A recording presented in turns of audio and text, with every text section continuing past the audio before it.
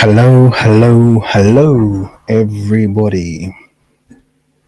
So just adjusting my mic position. Don't want it too close. I get complaints about the lip smacking. So it's taken 2 years of tweaking, but I think we're getting close to having the right microphone settings for live streams. I hope everyone's okay. How is everyone doing? I assume I'm not talking to myself, which should be good. And yeah, thank you everyone for joining me. Today's video should be, contrary to the title, which might seem relatively complicated, it's actually not. It's actually relatively lightweight, and should be a pretty chilled session, I'd imagine. So thank you for joining me. First person whose name appears to be written in an Ethiopic script I can't read, but thank you for joining. You were here ages ago. Macy, as always, you said happy Sunday. Do you have any timelines on Proto-Saharan and Interbidi script?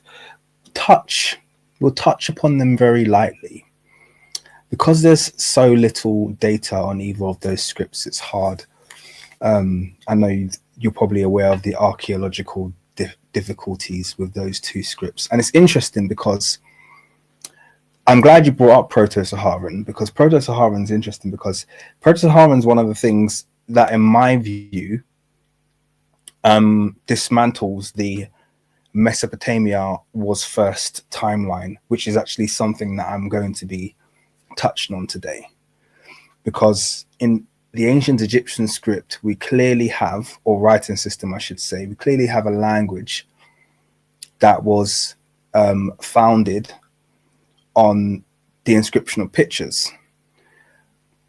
And as long as we can ascribe meaning to those pictures, even, predicating when Egyptologists decide, oh, now it's become a script all of a sudden, at around 3200 BC, we still have so many examples of pictures clearly being used as a means to communicate, and in a structured manner that we expect from a written language.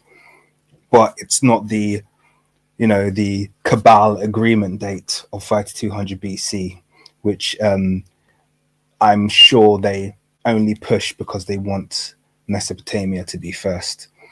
Proto-Saharan disproves that, because we're going back to 5,000-6,000 BC Proto-Saharan, and we even see some similarities. At least I can see some similarities between some of the symbols being used in Proto-Saharan and what would eventually become what we know as the ancient Egyptian hieroglyphic script.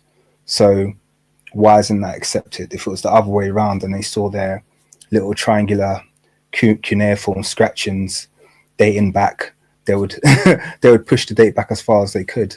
And this is just an example of some of the bias that's introduced in this realm of study. So I'm glad you mentioned that. I think I might do something more focused and dedicated on that in the near future, but not in this live stream, I'm afraid. We'll just touch, but no more than a touch, I'm afraid. Thank you for asking that. What's up, Baker Boy 3? Sarah, how you doing? He said, hey King, please make a video on the Naya Khazar timeline from their existence to their overrunning of Europe and beyond. Thanks. I think that's a really important and interesting video that actually has been on my mind. You know what prompted it, actually, Sarah? I don't know if you saw in the news recently, a news article. I was going to post it on my community posts, but literally I read it, I think it was this morning, and a recent study has come out which proves something that I've been saying for a long time, and that's that the alleged invasion of Iberia by the Moors, there's now genetic studies to suggest that that has been fabricated. What does that mean? Essentially, it suggests what I've always suggested, that the people of the Mediterranean, Iberia, Spain, southern Italy, have always had that African genetic signature.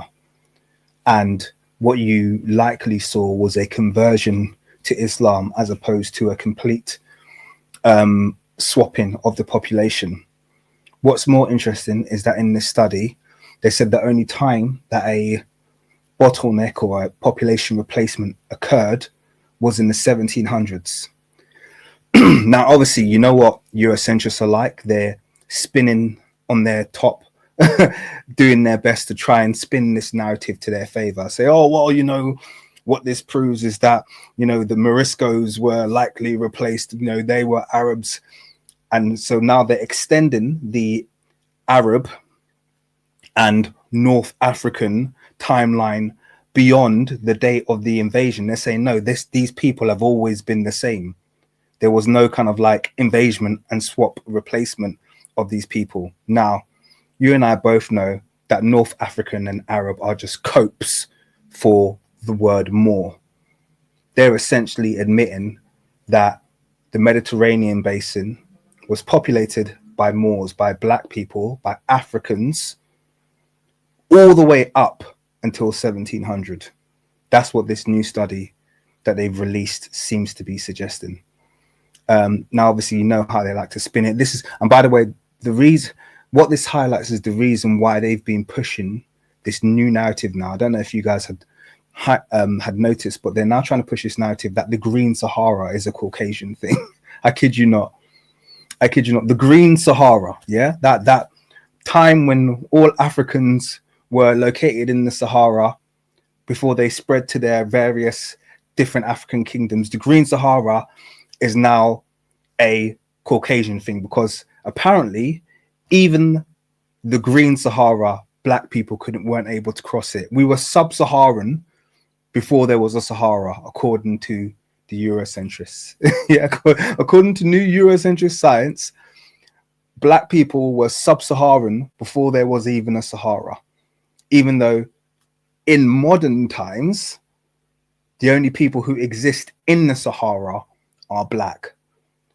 Light-skinned Africans are restricted to the coastal regions. They don't exist in the Sahara. The only people who live in the Sahara and who have lived in the Sahara historically have always been black people. So even though the contemporaneous evidence is that black people live in the Sahara right now, to this very day, even though they like to call us sub-Saharan, within the Sahara, you know, Mali is in the Sahara. People, it's in the Sahara. Okay, southern Morocco, full of black people in the Sahara. The Tuaregs live in the Sahara. All of these populations, Taboo, live in the Sahara. All of these populations who live inside the Sahara are black. And yet, apparently, we're the sub-Saharans, and we were sub-Saharan even when it was green. So apparently, just we were back before we were scared of the desert. We were scared of trees. Yeah, this is how far Eurocentric science is being pushed. And the reason they're being pushed that far is because their own genetic studies are telling on them now, and they're having to twist themselves into more and more knots.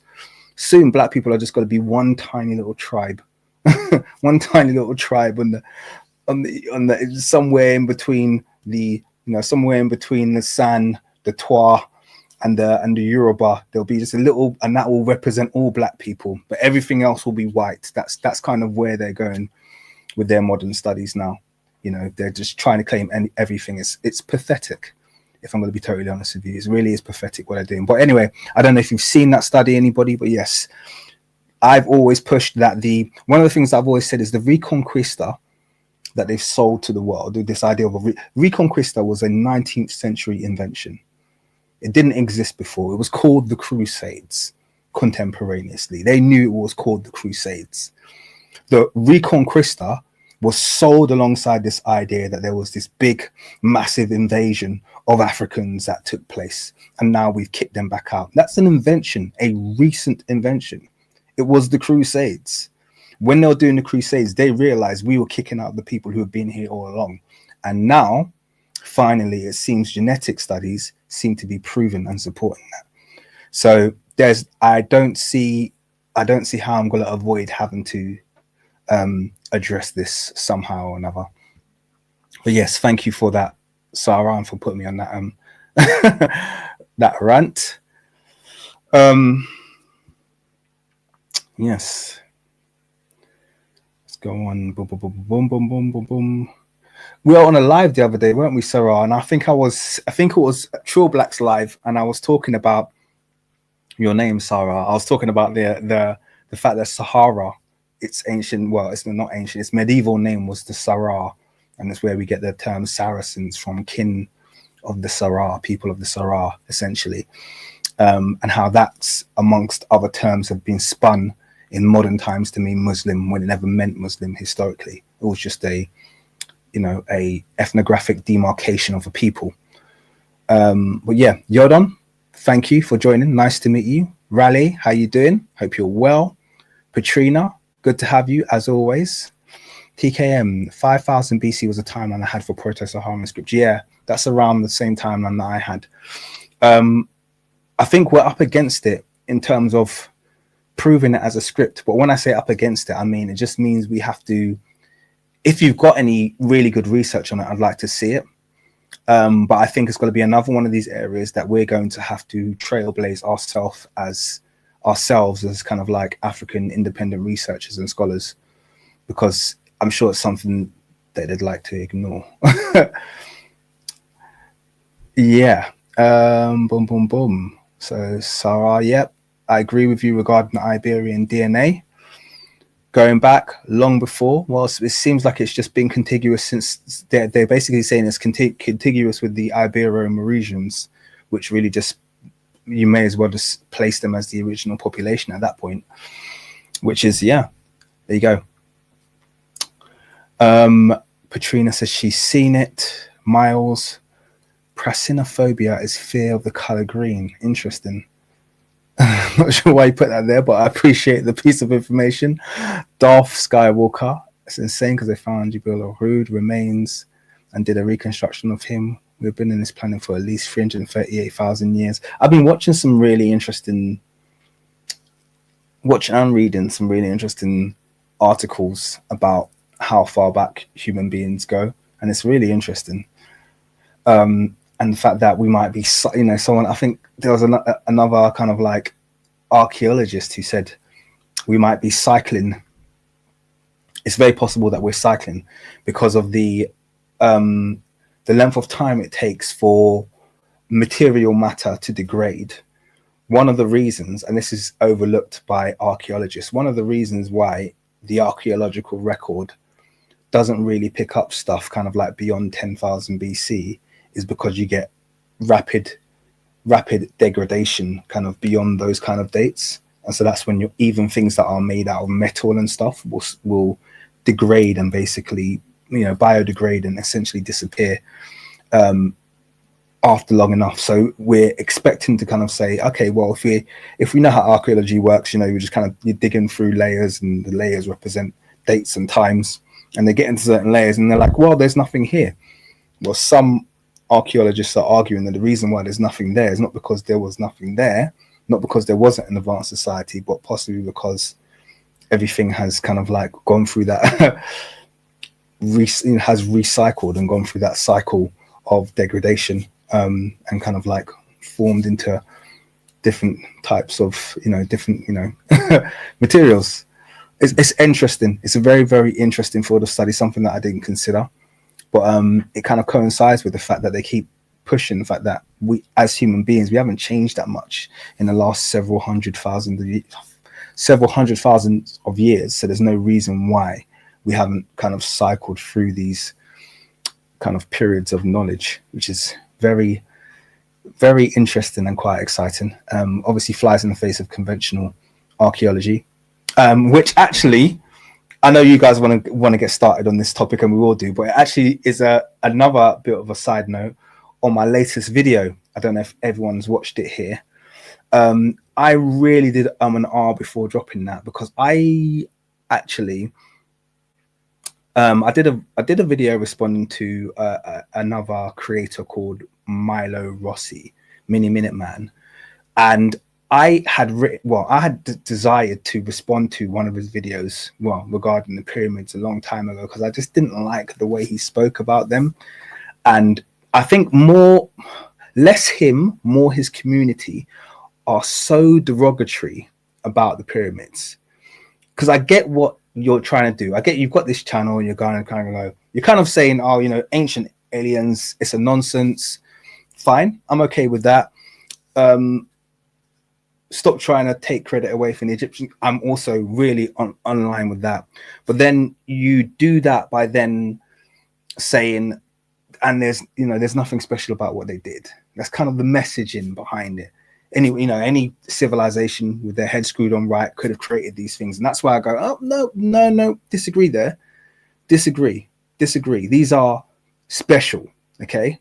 These are special, even built in our own time.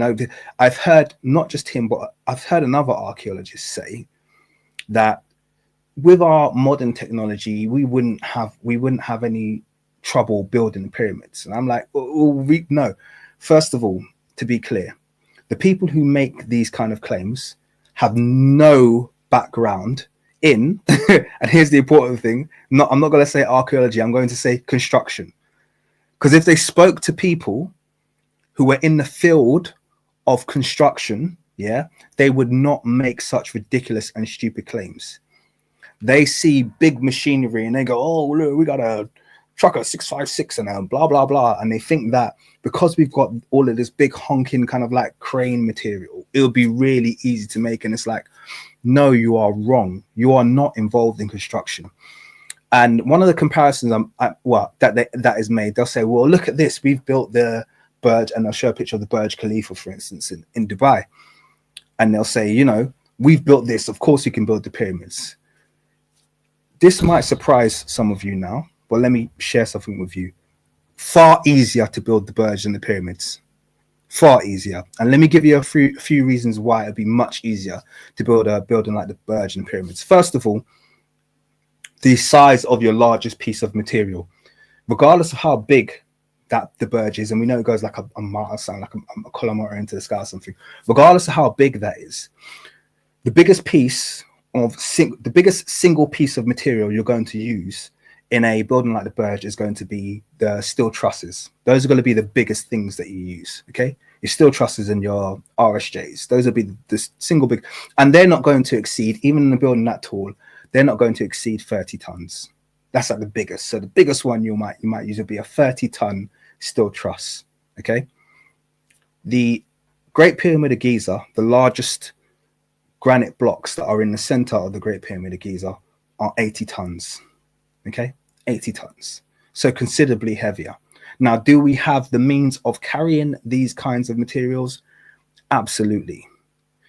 Do we have the means of placing them exactly and precisely? That's where it gets a lot more complicated. Someone has just said in the chat something I was going to comment to, the fact that the Japanese tried to reconstruct the pyramids, and it wasn't in the early 1900s. I think it was in the 1970s or 80s, I want to say. That's late 1900s sometime. Japanese, the Nippon Corp, the Nippon Corporation, which I think was nationalized then, said they were going to rebuild the pyramids, and they failed so spectacularly before they'd even done like 2 layers. They'd created so much destruction in the Egyptian landscape because they said they're going to do it in Egypt. They created so much destruction in the Egyptian landscape that the Egyptian government had to step in and say, look, just cut it out. Okay. Thank you, Sarah. 1978. Yeah. The Egyptian government had to say, cut it out. This is absolutely, you're going to destroy this land. We don't want you to do anymore. And they stopped the project. And when they first went into it, they said, we're going to build it via manual means. They didn't even, I don't think they even laid a single brick before they started using cranes and trucks and stuff like that. They said, okay, we can't do it by manual means. Now, the reason I'm saying all of this is because people have got this idea that building the pyramids, you just got a whole bunch of people together and they just got ropes and they just started dragging stones. It's rubbish. It's absolute rubbish. It's so difficult to build a structure like the pyramids that's made entirely from heavy blocks, and aside from being entirely made from heavy blocks, has complex interior structure. So it's not like You're just getting bricks and just piling them up. It's got this complex and exact interior structure, yeah, with corridors and complex, you know, and these aren't carved out once the building was made. These were laid as a part of the building of the structure. So even though it was self-supporting of its own weight, by the way, the pyramids are self-supporting, i.e. they rely on the weight of each, the blocks rely on each other to support its weight with these complex corridors inside of it. This is not something, talk to anybody who's in construction. When you're making a building, let me just add this one more point. When you're making a building like the Burj or any modern building, modern builders rely heavily on malleable materials, okay? These are things like cements, drywalls, all of that stuff. And what is malleable materials? This means that although we're building relatively exact, okay, or building to a plan, we rely a lot of getting on site, pouring stuff in, filling up gaps with mortar, malleable materials like mortar and stuff like that, and cements to make up the difference.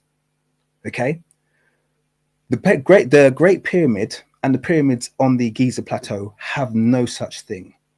You don't have big gaps filled with cement and mortar.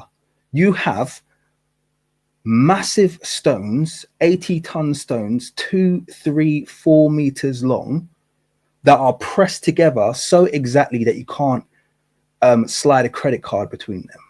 Not a builder just coming along and slapping a whole load of mortar on one side and then sticking the bricks together. That's what you get in modern building times. Okay, no one does precision engineering anymore when it comes to building these big buildings. They're bolted together. Okay, so you stick a bolt through and you tighten the bolt. They're bolted together, and then cement's poured on top, and that cement is laid on. That's how you get a big building these days. It's a completely different process. Now, am I saying one is better than the other?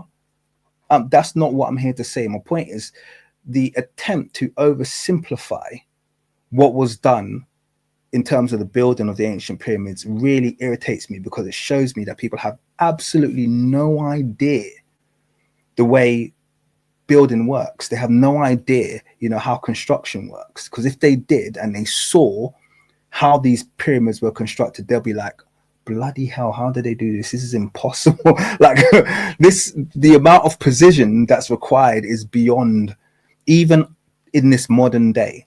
So you hear archaeologists, you know, obviously Egyptologists who are, yeah, you're very knowledgeable in Egyptology. I'm not taking that away from you, but please don't speak on construction. You have no idea how that works. You have no idea. I heard an Egyptologist, you know, elderly lady, you know, she's like, oh yeah, no, we could definitely build the pyramids now. Wouldn't be no problem. Like, all due respect, you don't know what you're talking about, lady. Yeah, you couldn't build your house.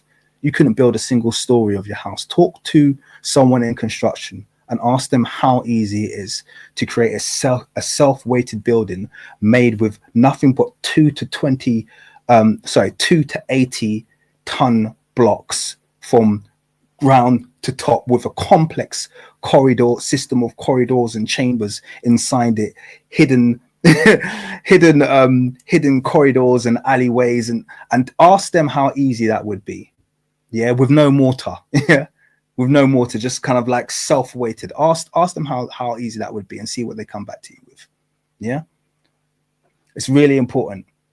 And there's the other things, like, yeah, Muzzy has just said the alignment, the Fibonacci is apparently in the buildings. That one's slightly contentious, but I think the one that's not contentious is the embedding of pi. If you take the height of the pyramid and you think divided by its length at the base, you get pi 3.142, almost exact, not quite exact, but almost exact. Maybe it is exact if you actually had the full size of the pyramids. Who knows? You get the alignment to Orion. Sorry, Muzzy's also mentioned there as well, the alignment to Orion. If you look through the star shaft, you can see the Orion. Well, you used to be able to. I think it's slightly out of line now because of the Earth's rotation or something like that, but you used to line up perfectly with Orion, which happens to be the constellation that some archaeologists say the 3 large pyramids scale to almost exactly in terms of the brightness in the sky and the size of how they look on the Giza Plateau. There's loads of different things. Sacred geometry. Sorry for those of you who have seen my video. So the point being that I and ahed about releasing that video because I don't like to just like start beefs and start wars. That wasn't my intention, but I did want to kind of like address the fact that you can't then, after taking all this time to basically rubbish you know, those efforts, then turn around and say, oh, I found real sacred geometry. Like what you found was, you know, anyway, I'm not going to go into it right now. Watch the video if you want to watch it. That's kind of, it is what it is. I'm not sure how long I'm going to leave up. I might leave up. I might take it down. I don't know. I'll see. I'll see what you guys think. I'm not like it's not providing any real breakthrough insights, so I'm not in love with it. I listen to you guys, so if you guys are like, oh no, it's cool, we like it, I'll leave it. If you guys are like, then you know, I'll see how it goes. But anyway, okay, so that's that. Thank you guys, everyone who's on. I've been rambling for half an hour now on totally out of topic, so let's jump in now because everyone's here, and let's get into the subject, which is when Africans taught the world how to write. And what is the, oh well, let's actually get the slideshow up because that'll be better. Boom, where are we? Okay, so let's see. I can't remember exactly what order the slideshow is in now, but I'm going to start it and hope for the best. And it's on the wrong screen. Okay, let's try dragging on. No, here we are. Let's try again.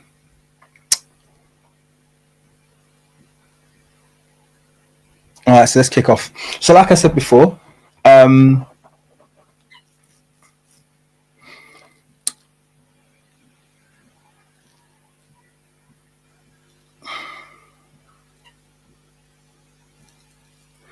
brilliant.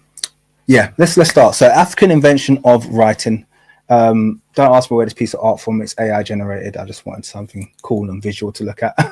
But this should be a relatively straightforward and simple kind of like discussion for us to have here.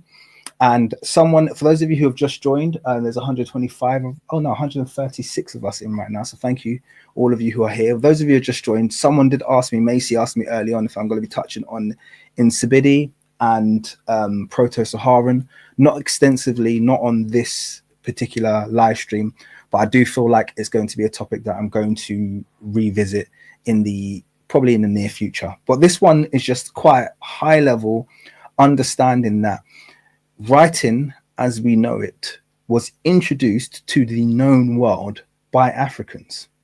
Okay, sounds like a bold claim. It's not. It really isn't a bold claim, and actually it's not even a controversial claim. Now, the reason that's really interesting is because there are people who believe the exact opposite. In fact, I would say mainstream education teaches us that, oh, the only place in the world that didn't invent writing was Africa. And it's like, the gaslighting is so immense because the exact opposite is true. And anybody who's involved in the realm of paleography or epigraphy knows this. They know 100% for certain that that writing comes from Africa.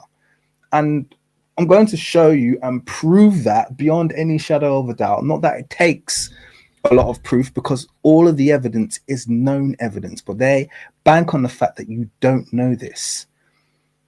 So let's go through and just get a really good basis and understanding, so that when people make that claim, you can just, I mean, I love I really love when people make that claim, like Eurocentrists make that claim to me, like, oh well, we know why didn't you guys write? I'm like, we taught you how to write.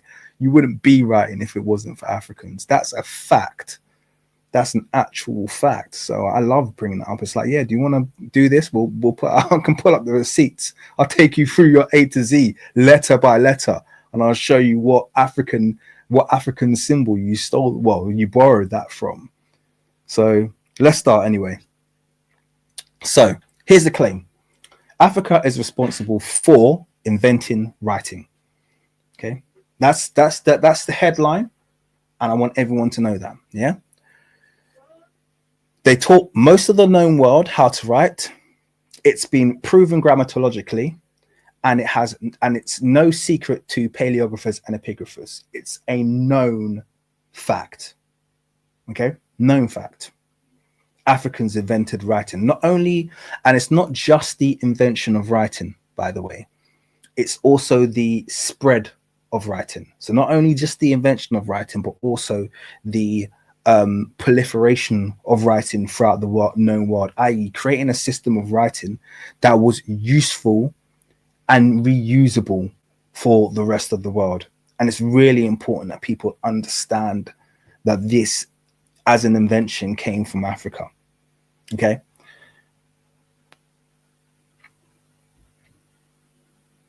So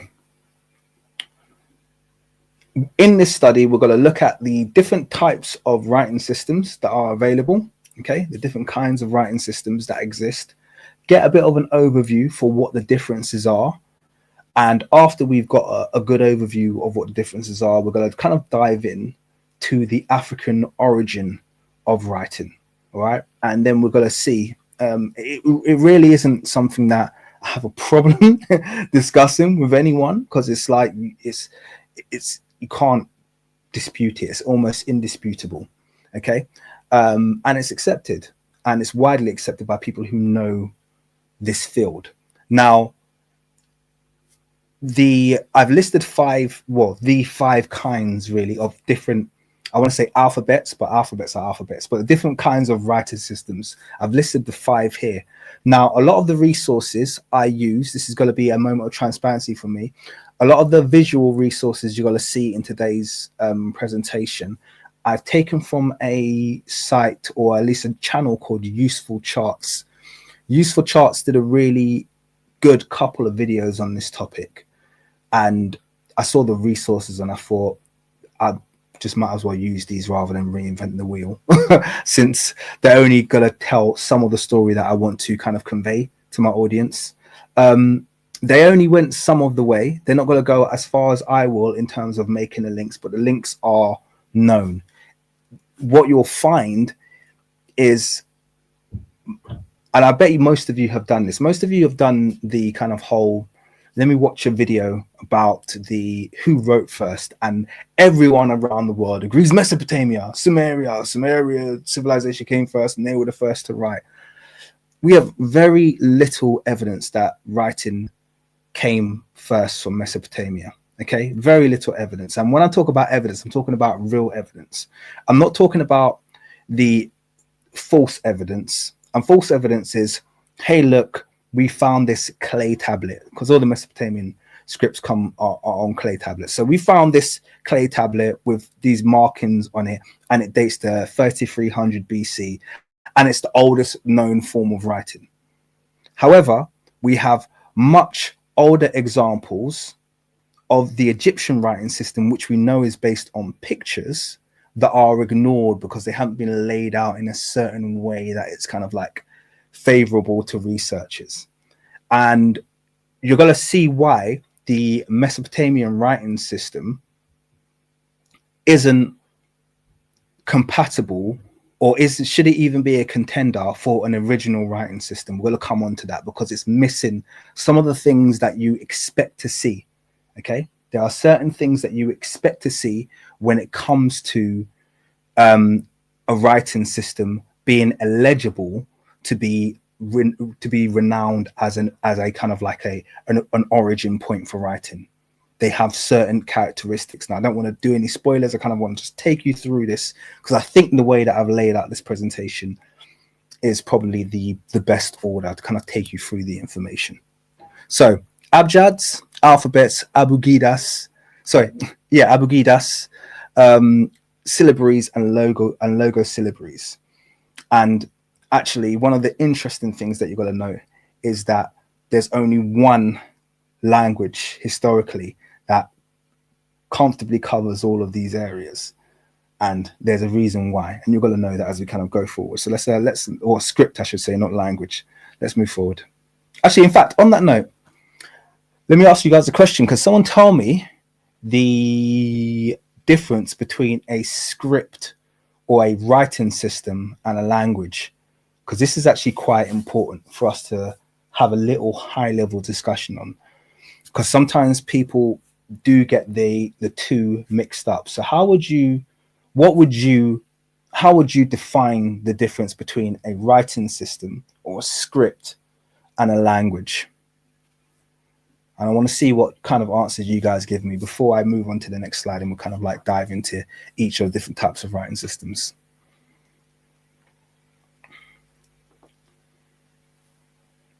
Good, okay. I'm waiting for your responses, guys. I want to see if anyone is brave enough to put an answer in. RJ says, let's get you on the screen. Languages are spoken but changed, and a writing system is the foundation of languages. I don't think I can give you that one, because languages can exist without writing system. Languages can actually thrive without a writing system. But that was good. I'm glad you went first. That was very brave, but I can't agree with that definition. But it was good. I would say they form a foundation for languages rather than saying they are the foundation. So that's good. Marcy says writing means spoken and written words. Yes. Okay. Not a definition yet, or a difference. I'm looking for differences between language and scripts. Language, organized, spoken, or traditions communicated and passed down in a community. Okay, so I like that as a definition. Okay, so it's spoken or traditions communicate and passed down in the community. Yes. Macy says a script is used to transmit ideas in symbols. That's probably the best definition I've had so far. I like that. Good. Okay, the transmit ideas in symbols. Yep, I like that. If Elmer says a script is more metaphorical from cultural imagery, yeah, quite similar to Macy's answer there. Nat says something very important, which is language comes first. Yeah, language always comes first. So spoken or oral transmission always comes before the written transmission. The written transmission tends to be a necessity that follows, and there has to be something that prompts the need for writing. But yes, that's a really good point. Thank you there. That was good. London MSC says scripts are the characters. Writing system is using those characters within a rule set. Correct? Correct. Absolutely correct. I actually didn't ask for the difference between script and a writing system, but I'm glad you gave it anyway, London. So R says language spoken, script written, system is the whole thing. Yeah, I think that the first four words there is probably the definition. That's really the definition, isn't it? That's the difference I was looking for. Languages are spoken and scripts are written. Okay, writing systems are written. I know that sounds like a really kind of like, first of all, that's partially a circular definition. So that's not really that useful. But secondly, it's really obvious. Yeah, it is, but that's kind of right. That's kind of what I was looking for. I'm gonna be totally honest with you. Let's see. We is a zero or a circle, Akan language, which forms the root. Okay, a wheel. Fine. We'll come on to that actually. Loads, by the way, Victor, loads of West African words are in Indo-European languages and hidden, obfuscated, and they try to erase it and then create different origin stories for them. So that's very interesting that you said that. I think we should and you know what's funny about this, if this is true, which I don't doubt it being true, but if this is true, can you imagine how much this would piss off the Eurocentrists and the racists who were like, oh, you guys didn't even have the wheel before we came. And it's like, we gave you the word wheel. Wouldn't that be ironic? Thank you for sharing. Okay. Let's see. Okay, I'm gonna start jumping ahead now. I've had enough definitions and I'm gonna read maybe like two more, then I'll get moving. Okay, so Barnsey Rasta. Why did that take so long to read that? Sorry, took a little while. Barnsey Rasta says languages are spoken while writing systems structure the language spoken. Yes, or yeah. I like the fact that you try to avoid using the word right when you wrote this definition down to avoid giving me a circular definition. That was good. Well done, like that. Last one from Solomonic TV. Oh, good to have you here. Love your channel, by the way. A language is the communication amongst people. Writing system is the general system, and script means a different way of writing a language. Really good definition as well. Fantastic. Okay, cool. I know some of you gave some really fantastic answers beyond that, but I'm now going to move on because I just want to make sure, first of all, we all understand that there is a difference between writing systems and languages. Okay, and a writing system is not necessarily, doesn't necessarily have any link to a language.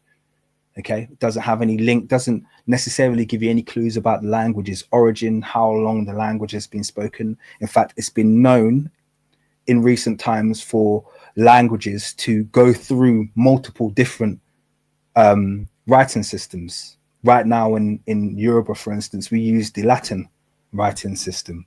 Okay. Korea created their own writing system in the last, I think, couple hundred years to replace the, I think it was katakana writing system they had, the Japanese writing system that they had. Turkish, the Turkish chose the the Latin script and moved away from the Arabic script that was being used there because they want to be more closely aligned with Europe. So lots of nations will switch their writing script. It doesn't change the language, okay? But it's just important to know that we all understand the difference. Jew Mariel says, I watched a video of a white scholar saying they were kings. Were kings reigned in Egypt before the first pharaoh Nama. Is this true? Yes, I think so. If we're going to take the Kutsul incense burner as an example, we can see people wearing the pharaonic crown. We have an example of someone who perhaps could have been the Scorpion King before the Scorpion King. So there were definitely kings reigning in the south or in the upper region, in the Nubia region. Well, Nubia, saying inverted commas, but in the upper region of Kemet, before the first official or the unifier. We call him the first pharaoh, but really he was the unifier of the two lands. Then there were kings before him. So that's a really good question, and I think the answer is yes. Thank you for your donation, by the way. I appreciate it. And Surfactant, so let's start this off the right way. Support the king. Thank you, Surfactant. Always there to give support. I appreciate it. Okay, brilliant. All right, so cool. I think we're kind of there now. So let's, oops, what did I just do? I just moved, okay. Let's now move on in this. So I'm going to scroll to the next slide. So we have let's just go through and make sure everyone, first of all, understands the difference between the different types of writing scripts. So first of all, we have alphabets. Now, alphabet obviously is probably the one that we're all going to be most familiar with. An alphabet is essentially a collection of phonemes. Okay. Now, phonemes are really very, very, very short sounds or utterances. Okay. And an alphabet combines vowels and consonants. Obviously not trying to give you guys an English lesson here, but the important thing to note is that alphabets are constructed from phonemes, and it doesn't matter or care whether they're consonants or vowels. It includes as much of them as possible that are needed for a specific language. Now, why is this relevant? For instance, the Greek kind of like alphabet structure that we're familiar with, the A to Z, depending on where that was being spoken, they would pick up and drop letters within it quite a lot because there are certain sounds that were or weren't needed. So, for instance, the Greek had a letter called theta, which is just basically like a circle with a cross in the middle. And I believe it was the Romans who didn't need that because it wasn't a part of their... they didn't have any words that were pronounced with that sound, so they dropped it out of their alphabet. The Etruscans dropped even more, but then the Etruscans picked up the sh sounds that were dropped way back when Phoenician was first converted into the Greek script. So not gonna go too much detail because you're gonna see what the links are between the languages shortly. But the point being that alphabets will just list all of the consonants, and depending on which language is being spoken, they will pick up or drop certain letters out of it. So even in interest in the Yoruba one, what do we drop in Yoruba? I think someone correct me if I'm incorrect here, but in Yoruba, I think we drop Q, don't we? Someone correct me if I'm wrong. I think we drop Q in Yoruba, and then we have two G sounds. We have a G sound, G, and then we have a G, that's like a GB sound.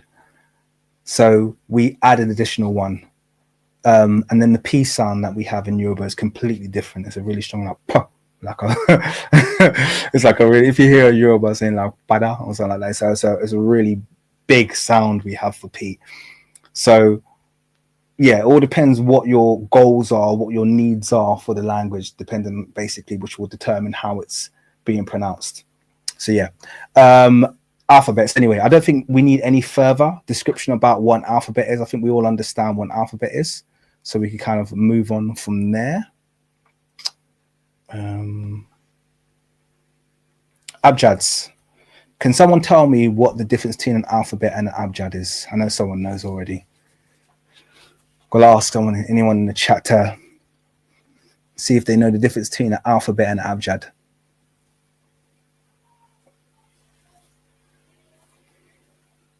Let's see if anyone gets this. Not yet, not yet, not yet. No clue. Okay, cool. All right, so I'm going to jump in with the definition of an abjad. An abjad is basically like an alphabet, but it has no vowels. Okay, so it's purely consonants. Now, our relationship with the ancient Egyptian Medunetta hieroglyph has caused a lot of people to say that it's an abjad, because you've seen the way, or maybe you haven't, I might be able to put an example on the screen, but you've seen the way ancient Egyptian words are constructed, where they'll drop the vowels. So this is where that tendency or that trend came from, because one of the best known abjads we had in early times was the Phoenician one, and the Phoenician one was then what was the script or the writing system that was inherited by the Hebrew and the Arabic and the Aramaic and all of these. They all inherited the Hebrew script. Okay, so they all inherited the Phoenician script, and the Phoenician script was an abjad, and it was an abjad because ancient Egyptians were abjad, and they found that this was a good way to structure their words. So if you have a word, for instance, like nefer, for instance, nefer would be spelt in ancient Egyptian NFR, not NER. So not NEFER. It would be spelled NFR. We assume the vowel sounds. Now, a lot of the times, our assumptions about the vowel sounds have an effect on the way we view and we pronounce ancient Egyptian. So a lot of people, I don't know if has anyone seen a video which claims to say we know how ancient Egyptians sounded? Let me know if you've kind of come across one of those videos before, and then you'll have someone kind of speaking ancient Egyptian and they're going like Neferet Hetikoto Roti Shiti Hetid, and it sounds like Dothraki. Yeah. Let me know if you've heard one of those videos. Yeah, they're absolute nonsense. Absolute nonsense. Because all they're doing is they're taking the vowel structures they're getting from an ancient Egyptian sentence, for instance, and then they're applying basically like an Arabic or some kind of Semitic script to it. Normally Arabic, kind of an Arabic or some kind of a Semitic script to it, or a Semitic pronunciation, I should say.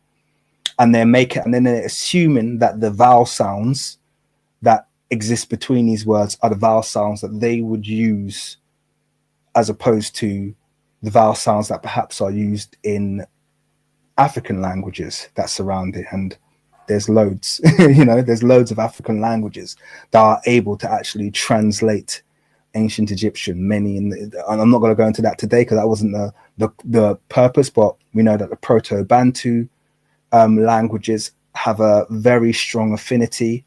I've actually noticed several grammatical similarities between Yoruba and ancient Egyptian, which shocked me. But there's loads of surrounding local African languages much closer that can translate a lot of ancient Egyptian terms, and they don't sound like the ones that we've been given by Egyptology. But all of this relates back to the fact that our relationship with the ancient Egyptian language, and the reason I say our relationship is because ancient Egyptian script, I should say, not language, ancient Egyptian script wasn't an abjad, even though it's listed here as an abjad. It was actually the only written script that actually covers all five, i.e. it's an alphabet, it's an abjad, it's a syllabary, it's a logo syllabary, and it's an abugida. It's all of them. It's actually all of them, and I'm going to show that to you soon.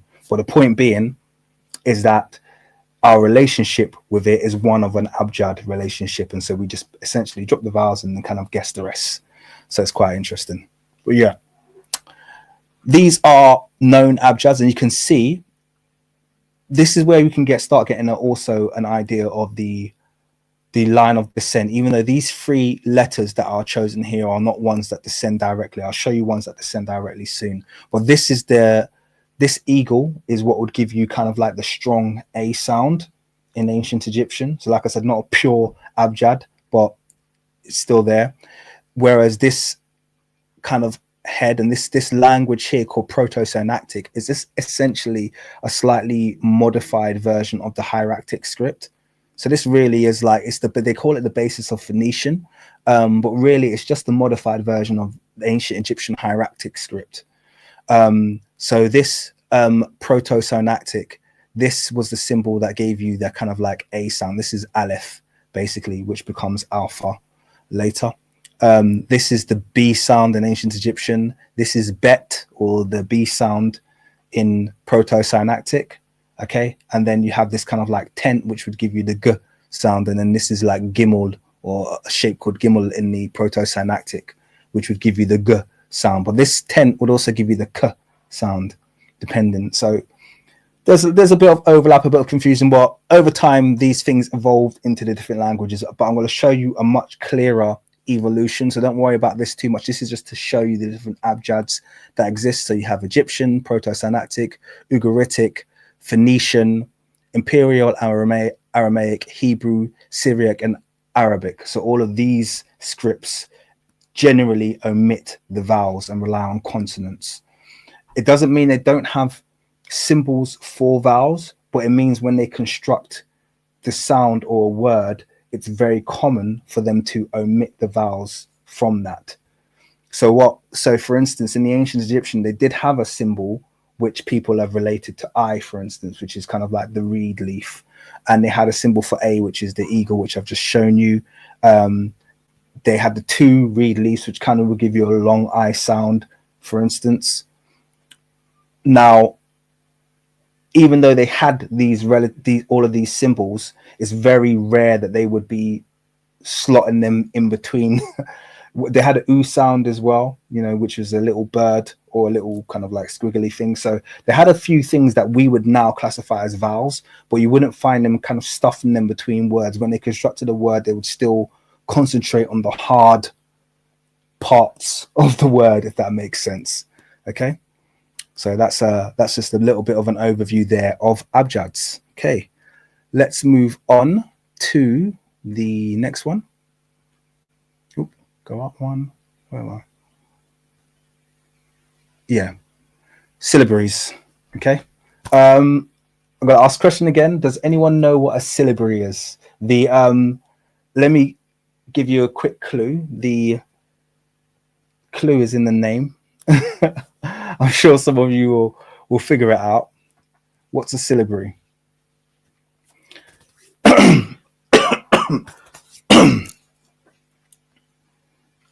Pictorial? Not quite, Victor. Thanks for the guess, though. I'm glad that you were willing to, jump in there. So we need to learn Meroitic, Phoenician, and Aramaic. Luckily, the alphabets are so similar. Yes, they're very similar. Very similar. It's funny because the languages you mentioned there, which also happen to, I think, all have a close relation to Afro-Asian or Semitic, I should say, also have quite a close written relationship, which is quite fortunate for us. Synonym? No. Good guess. There we go. Macy was quickest off the mark there, so I'll put her on the screen quickly. Each syllable has a symbol. You good at this, Macy? Clearly, you've done your homework. Yes. So in the syllabary, it's the symbols, okay, that have. So it's the each symbol represents a syllable. So you're thinking about the syllable structure, and this the reason the languages that are tend to be written using syllabaries tend to be syllable based. I've actually got an argument. I think that Yoruba should be a syllabary. Okay, I actually think Yoruba should be written using the syllabary. It would make more sense than the way it's constructed currently using Latin script. Syllabaries make more sense for languages like that. Now, Japanese, for instance, is one of those languages.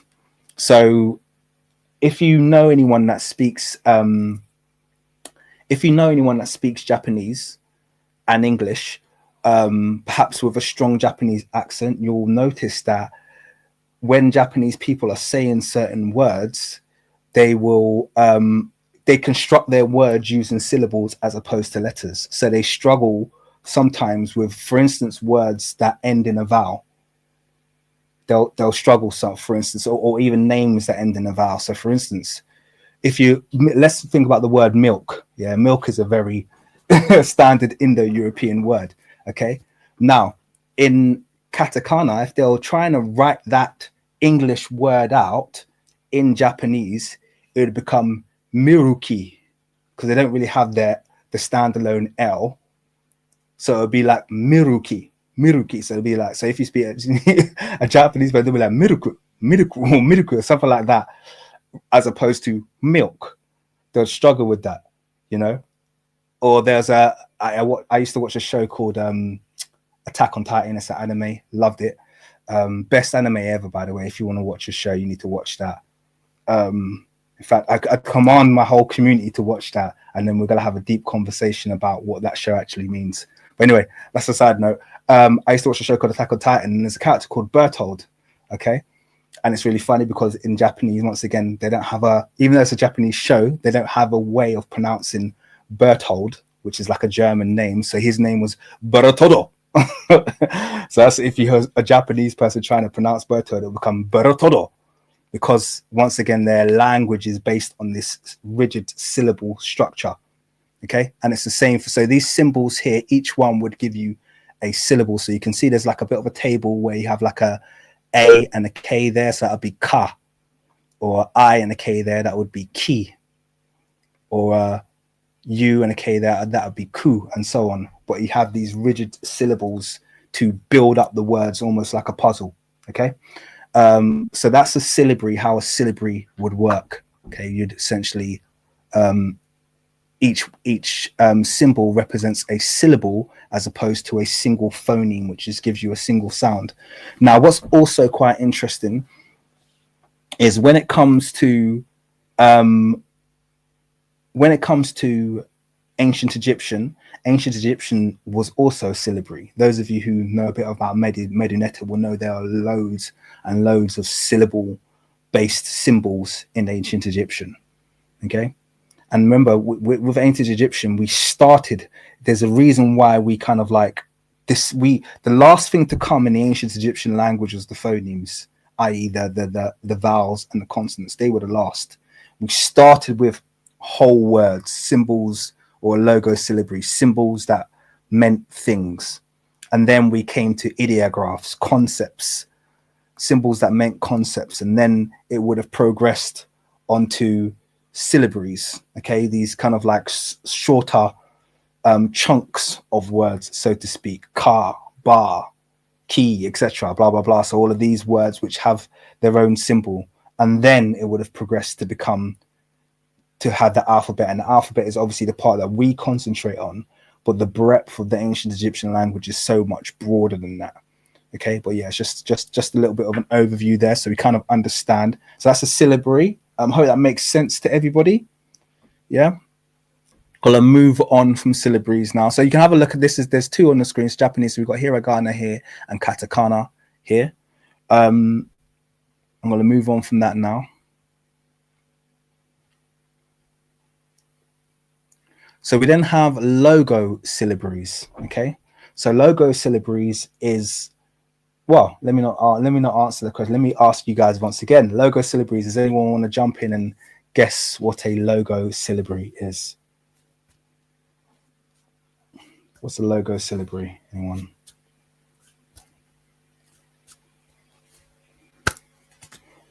And I've got two. And actually, whilst I asked that question, I've got two different writing systems on the screen. Because someone tell me, write down what the writing system on the right hand side is, if they know the name of it. Or the writing system on the right hand side, what is that?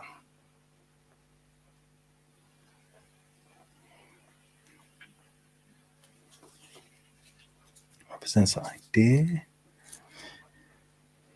Yes.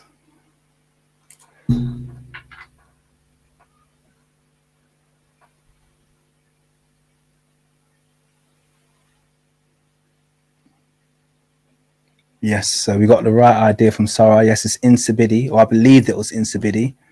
It was labeled as Insibidi. I hope it was labeled correctly. Chinese on the left, yes. And Christy said represents an idea. Close enough. Please, close enough. So each logo basically represents a thing. So it's an idea or a thing. Sometimes it's a. So you really have two different types of logo syllabaries or symbols within a logo syllabary. You have ideographs, okay, which you have a symbol, but the symbol will give you an idea. Okay, so the symbol will be related to the idea of something or a concept. Okay, and then you have pictographs, okay, where it's literally a picture of something. Okay, so it's like this is the picture of a thing, and that's the name of the thing. So here's a cow and it means cow. Whereas you could have here's a Cora, and it means beauty or it means bliss, however you want to translate that word. But then we have different logo syllabaries. Insibidi here, Chinese on the left. Okay, both of these, so Insibidi on the right, Chinese on the left. Both of these have, you can imagine when it comes to languages based on logo syllabaries, they're huge. So you have these massive databases of symbols, which really you have no choice but to learn all of the symbols. So you can imagine how incredibly difficult that is and incredibly complex that became. So it really is the natural progression of a language to start as a logo syllabary and then get to a stage where you make a choice to break the language down more and more so you can construct the words, as opposed to having to learn the entirety of the of the symbols that are available, which can be incredibly difficult. Okay, but there you go. Two logo syllabaries there, where it's just basically the symbols represent whole words. Now it's interesting because it's called a logo syllabary, but it's not always a single syllable. So I think it's just more correct to call it a logographic. But I think the reason it's called a logo syllabary is because I think the argument is that it's very hard for modern epigraphers, no, I shouldn't say modern grammatologists, to classify something as a language if it only has the logos. I think they look to see that it also has these syllabaries in it as well, because they think it's almost impossible to communicate the kind of the layers that are involved in language with just a logo syllabary. It would be too difficult. I think that's the argument that's made here, which is why they require a writing system to be a logo syllabary and just not entirely logographic. So, it's interesting. But anyway, that's a logo syllabary. Let's move on. And finally, we have the abugidas. Okay. And an abugida is simply a syllabic alphabet. Okay, so it's a syllabic alphabet.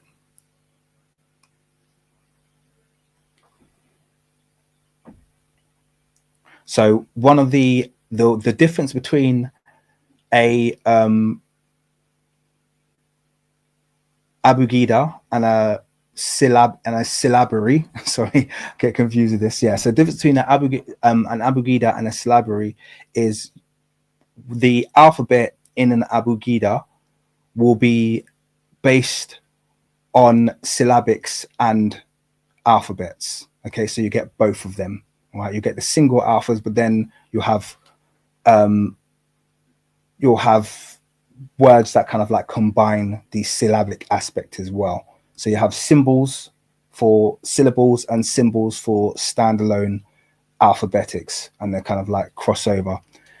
Most of these are found in kind of like Southern Asia. Okay, and here's the interesting thing. Okay, so here's the important thing. I've written it at the top. They all evolved. So it's believed that they all evolved from this Brahmi script or this Brahmi writing system. And the Brahmi writing system came from Aramaic, and Aramaic came from Phoenician. So this is that link we're talking about here. Remember, the claim at the start of the video is that all of these languages have a traceable link to Africa. All of them. They all have a traceable link to Africa.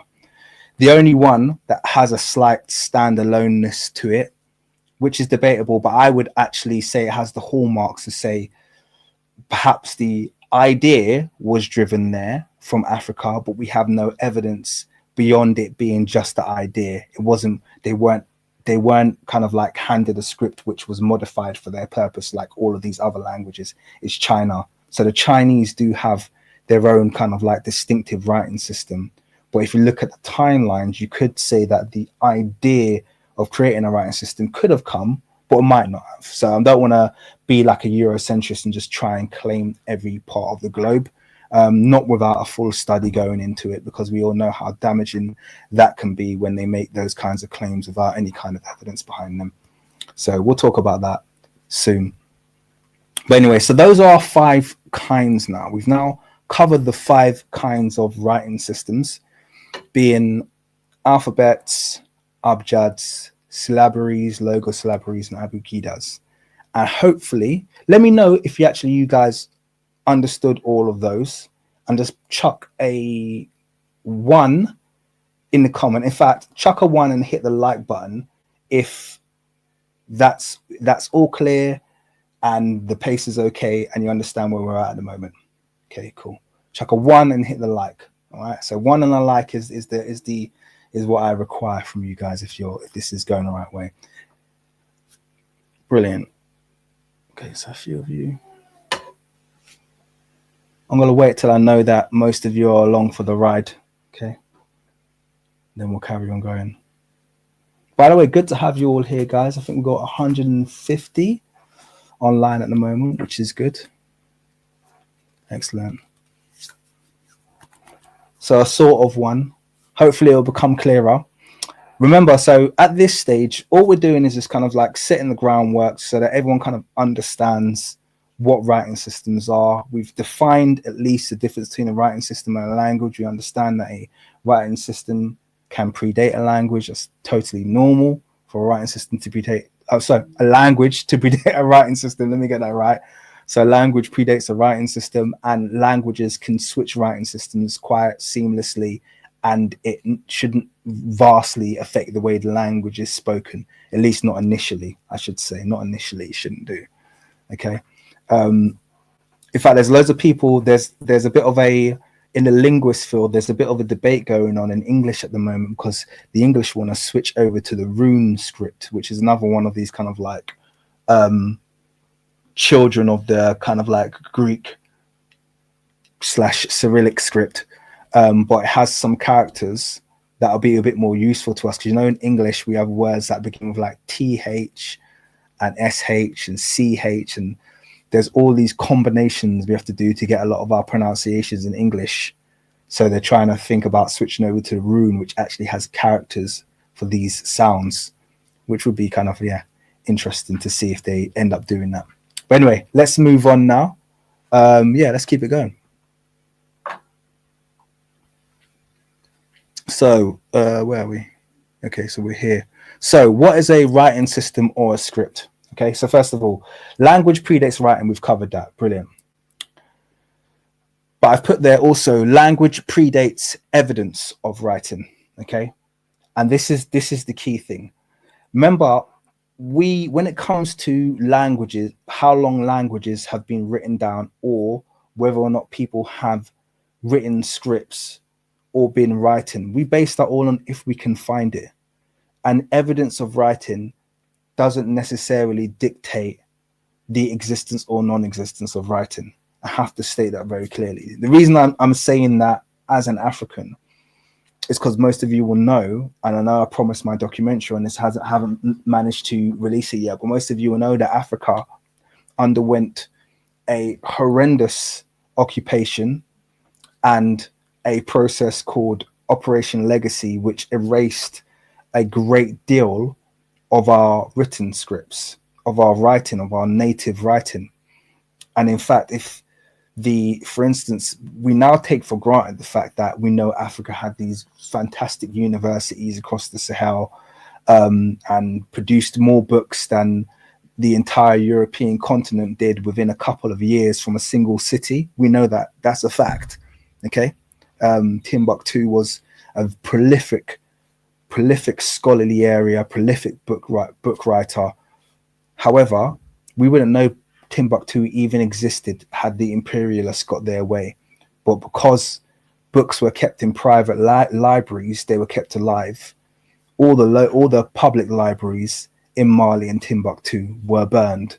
Okay, that University of Sankore, I think that or can't remember, that there's a temple, but there's also the University of Sankore. It didn't have nothing in it at the end of at the end of colonialism. Okay, everything was burned, everything was completely destroyed. But we were lucky because they were kept in private collections. So the evidence of writing does not necessarily predicate the existence of writing. So it's just important to kind of like note that, particularly from an African perspective, where I feel like it's necessary to say that this whole idea that we've embraced on the African continent, that, oh, well, we prioritized oral tradition, which is true. We do have a very rich oral tradition, but it wasn't exclusive. And I don't believe it was mutually exclusive. I believe most, if not all, African societies probably had forms of writing, but we're going to have to do a lot of digging and uncovering to recover these after what was a very violent imposition during the imperial time. So anyway, I'll be easing into that. I'll be easing into that in the weeks to come. I can imagine, given where I'm heading with this kind of like why they ended slavery bit. I can imagine I'm going to be kind of like moving back through time, and I'll move into Operation Legacy and stuff like that. So we'll get a bit more of that coming soon. At what point do hieroglyphics cease being pictures and become words? Now, this is really important because this harkens to something that Macy asked at the very start of this live stream. She asked me about the Proto-Saharan script. Okay. The Egyptological kind of like mainstream narrative is to not accept by any means that the ancient Egyptians were doing any writing before 3200 BC. So what happens at 3200 BC? Do we see like one symbol pop up here and another symbol pop up there in a kind of like unsophisticated way? No. What do we see? We see a complete script. Okay. We see a language that literally stays the same almost stays the same from its inception in the Old Kingdom right up until its, I want to say, kind of like expiry in the late period. A language that stays almost, in terms of its breadth and depth, it's all there. All of the hallmarks, all of the data that would suggest to us that this language has been developed and it's been around and it's been developing for a long, long time. These are some clues and some kind of like some of the evidences that if you've got your head screwed on correctly, you kind of know what the deal is. You know what they're attempting to do in regards to which language came or which script came first. Particularly since the Mesopotamian script is problematic as they call it an isolate, by the way, which is correct, but the Mesopotamian script is problematic in terms of its genesis and its origin. It's missing some of the very key steps that you need to develop a script. It's almost like, where did this come from? What were the ideas? Where is this alleged pictures script that it came from? None of this evidence exists. You don't have that very clear and traceable line towards its origin like you do with the ancient Egyptian script. So we're going to come on to that shortly. Macy, thank you very much. Let me just quickly pop you on screen. She said, I used to believe the lies about Africa not having written scripts. Yeah, and I think most people did. Why would you not? You know, there's nothing there. There's a few lies they tell about Africa. For instance, oh, we have no buildings that are higher than 2 stories high. Okay, that's another one. Well, when you have a policy to destroy all buildings that are taller than 2 stories as colonialists and imperialists, then how can you turn around and say that, you know, it's absolutely ridiculous? You can look actually at it, and by the way, they disproved themselves as well, because if you Google images for Kano State, the wall of, maybe type in something like the wall of Kano, you'll see these tower blocks. All basically, most Nigerian states had massive walls around them, by the way. That's something that's been hidden in modern time. But if you look at, for instance, there's a couple of pictures in Kano State, you can see these towers that are clearly 6, 7, 8 stories high that have obviously been completely deconstructed now. You know, photographs. So it's like, you know, clearly not the case. Well, thank you very much for that donation. Appreciate it. All right, so let's I mean, Krishy asked a really good question here as well. He said, how Europeans not managed to have pure scripts not derived from any African scripts? Isn't this just an ironic question? Because most people would believe it's the other way around. Oh, what stopped those Africans from writing? It's like, well, what stopped you from inventing the script? You know? And if you understand history in its full context, it's very logical why you have this line of inheritance. It shouldn't be offensive. It shouldn't be something that we laud and laugh at Europeans for. It's just that's the environment and the world that they've created, where they should feel embarrassed by that and try to hide it and obfuscate it from people, rather than, you know, like Martin Bernal said, just giving appreciating the classic model and giving the ancient societies that taught you civilization the credit that they're due. There's nothing wrong with that. The world would be a better place if we did do that, wouldn't it? But yeah, thank you for that input. And finally, the final question on this slide, sorry, because I said, consider the Benin bronzes or even European coats of arms. What am I talking about there? Well, they are like, I think just under 1,000 Benin bronzes, and the Benin bronzes each tell a story about the, you know, the king or the people that are being depicted on it. Now, at what point do you draw the line and distinguish something from being a language as opposed to a picture? Because languages like Meduneta make it important and also quite difficult to draw that distinction, because when so many things are symbolic. Okay, so for instance, someone holding a fish in their hand upside down like that that simple act of them doing that could have a whole half a page of prose explaining the significance of that particular act. Whether the sun is on the left or their right hand could have a whole story behind it. If they have someone flanking them on the left or the right, could mean something. The size of the person next to them being smaller or larger than them could mean something. And we know that this is all true. We know this is, so when it comes to ancient Egypt, we do have this kind of like mix that exists between the hieroglyphs and the stele artwork, both communicating something. And you have to be in the know, you have to be encoded, so to speak, to be able to understand what's being communicated. So I've just kind of put that there as a little bit of a question. What point do you draw the line between language and communication? If you have to understand, if you have to be in a know to understand the symbology behind something, how can you not classify it as a language? So for instance, if you got one symbol that means a single word or phrase, but then you've got another symbol that means half a page of text or half a page of, you know, oral prose. Do you understand? It's just interesting to me that people don't consider, you know, particularly with a pictorial language, where do you draw that line? That's just something to consider. Not, it doesn't really have much more relevance beyond this slide, but I've just thought I'd put it down there so you could kind of like think about it, you know. Let's move on.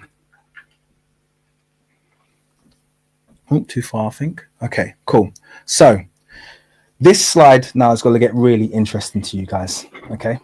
Because this is where we really get, so really pay attention here.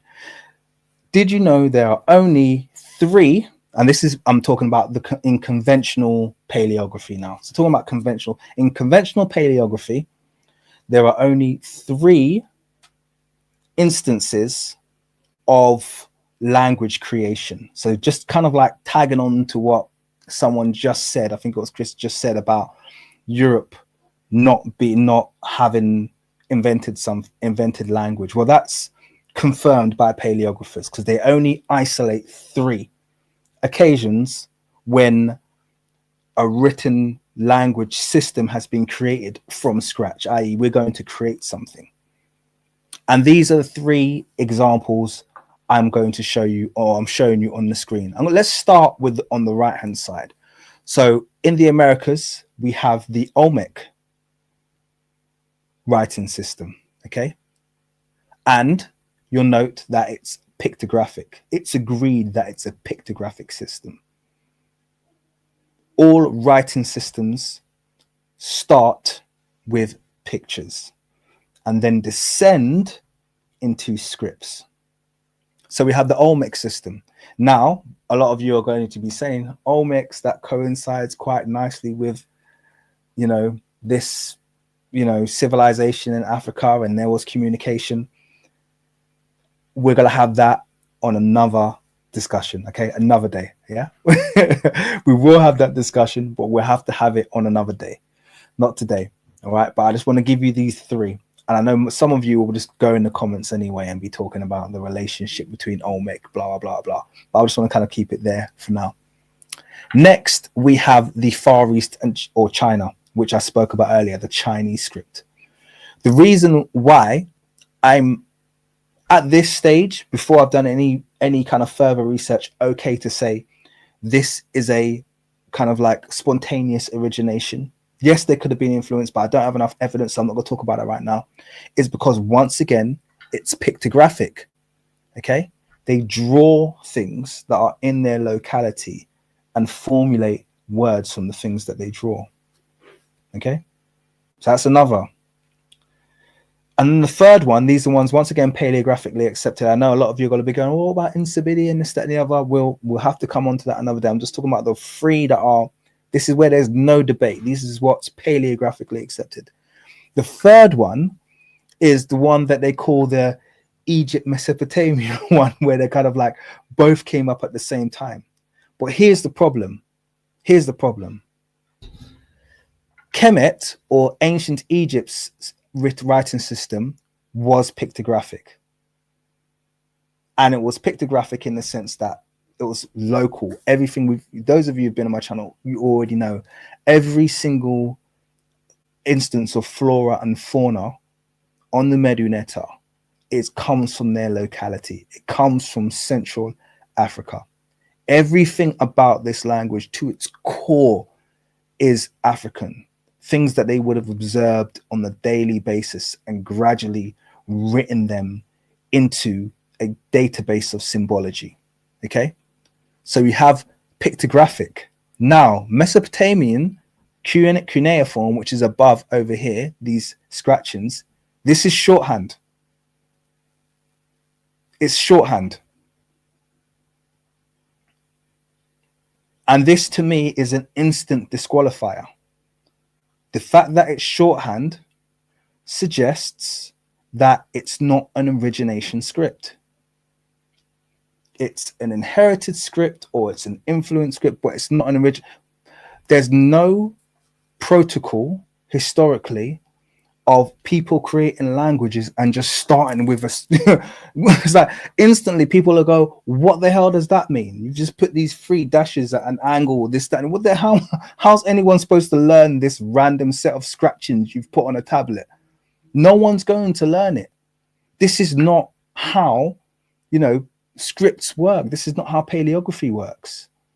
The reason these language systems worked, be it Olmec, Chinese, or Kemetic, the reason they worked is because the people drew pictures.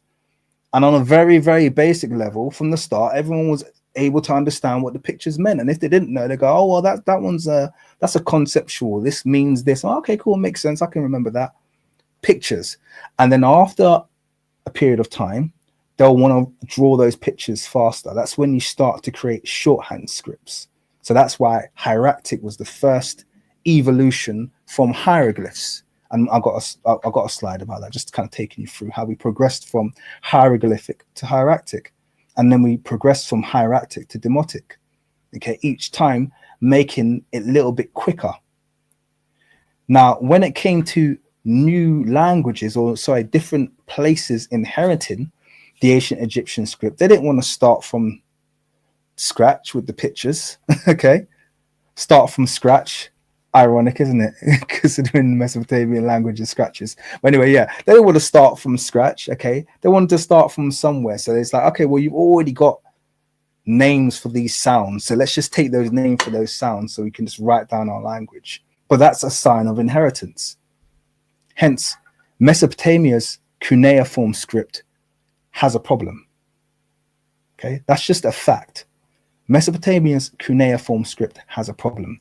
They can't sell this as an origination script, and they can't possibly try to insinuate that it came before ancient Egyptians, because ancient Egyptians have been drawing, we know from from at least 4,500 BC.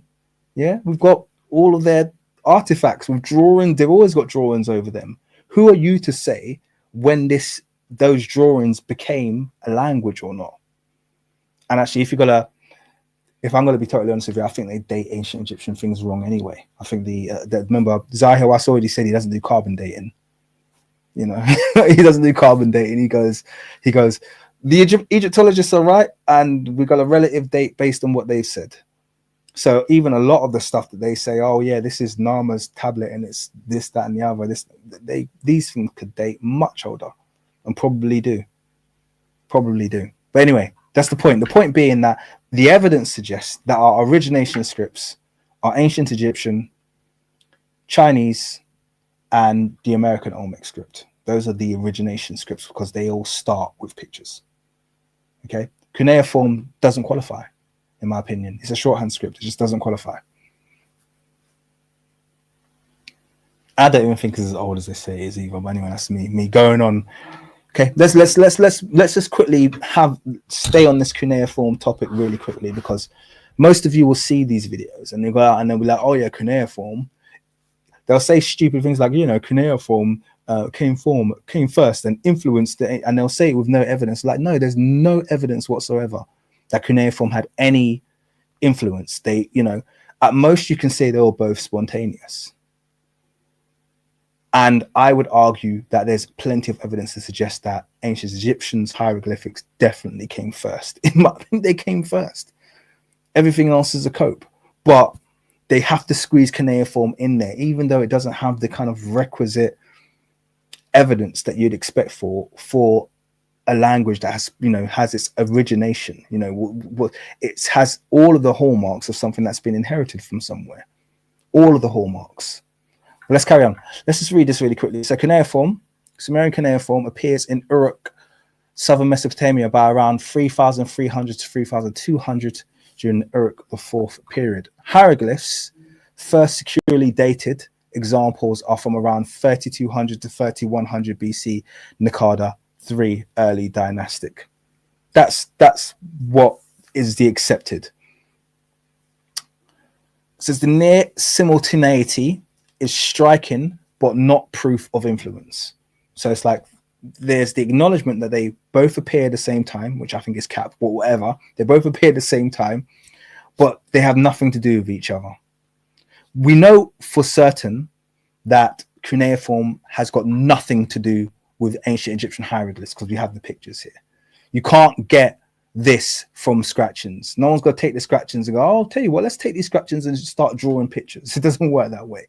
But you can get scratchings from pictures. You absolutely can. And, you know, yeah, you can get one from the other, but you can't. So it's just kind of like what came first, the chicken or the egg? Yeah. Anyway, no linguistic overlap exists that would imply a shared writing ancestry, and there's no solid grammatological evidence, no shared symbols, no transitional scripts, no common linguistic features linking Sumerian cuneiform and Egyptian hieroglyphs as having a common ancestor. So that much is acknowledged. But here's the kicker, and here's the most important thing. Cuneiform, in spite of its location in mainland, you know, Near East, went on to influence zero of the surrounding scripts. It didn't influence any of the the Semitic languages. Didn't influence any of the. It just influenced nothing, which I'm sure, if you're like me, doesn't that ring a bit of a alarm bell to you?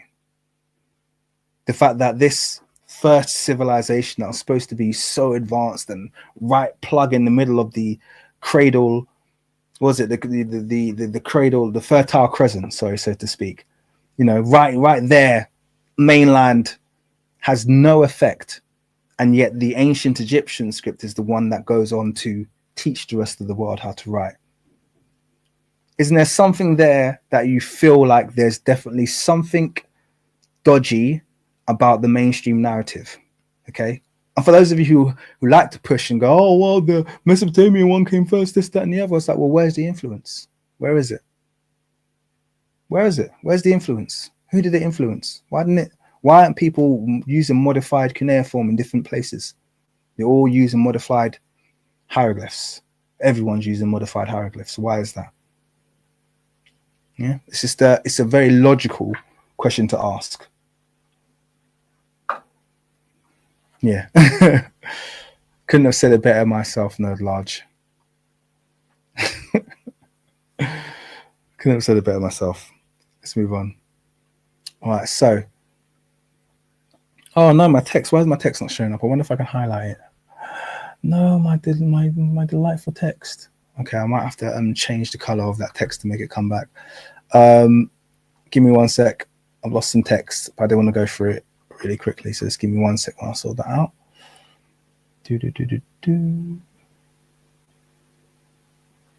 That's what happens when you make last minute changes to the style of your slideshow. Don't do it, people. It's not worth it.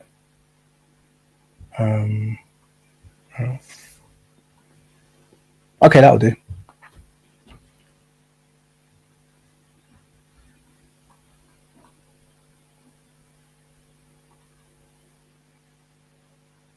There we go. Okay, cool. So this, I always find myself coming back to this quote because I think it's very, very important. It's once again that quote from Diodorus, which I've read a few times, but it's really important to understand this. Okay. Bibliotheca Historica, Book 3, Chapter 3. Okay. They say also that the Egyptians are colonists sent out by the Ethiopians. Okay. The Egyptians are colonists sent out by the Ethiopians. By Ethiopians, we're talking about mainland Central Africans now. People south of the, modern Egypt. Okay. And a larger part of the customs of the Egyptians are they hold Ethiopian. The colonists still preserving their ancient manners. Okay, that's quite significant. So they're basically saying the culture started in Africa, but the way they act and the way that they behave is still very much in line with the Ethiopian. We can see what's happening here in terms of the order.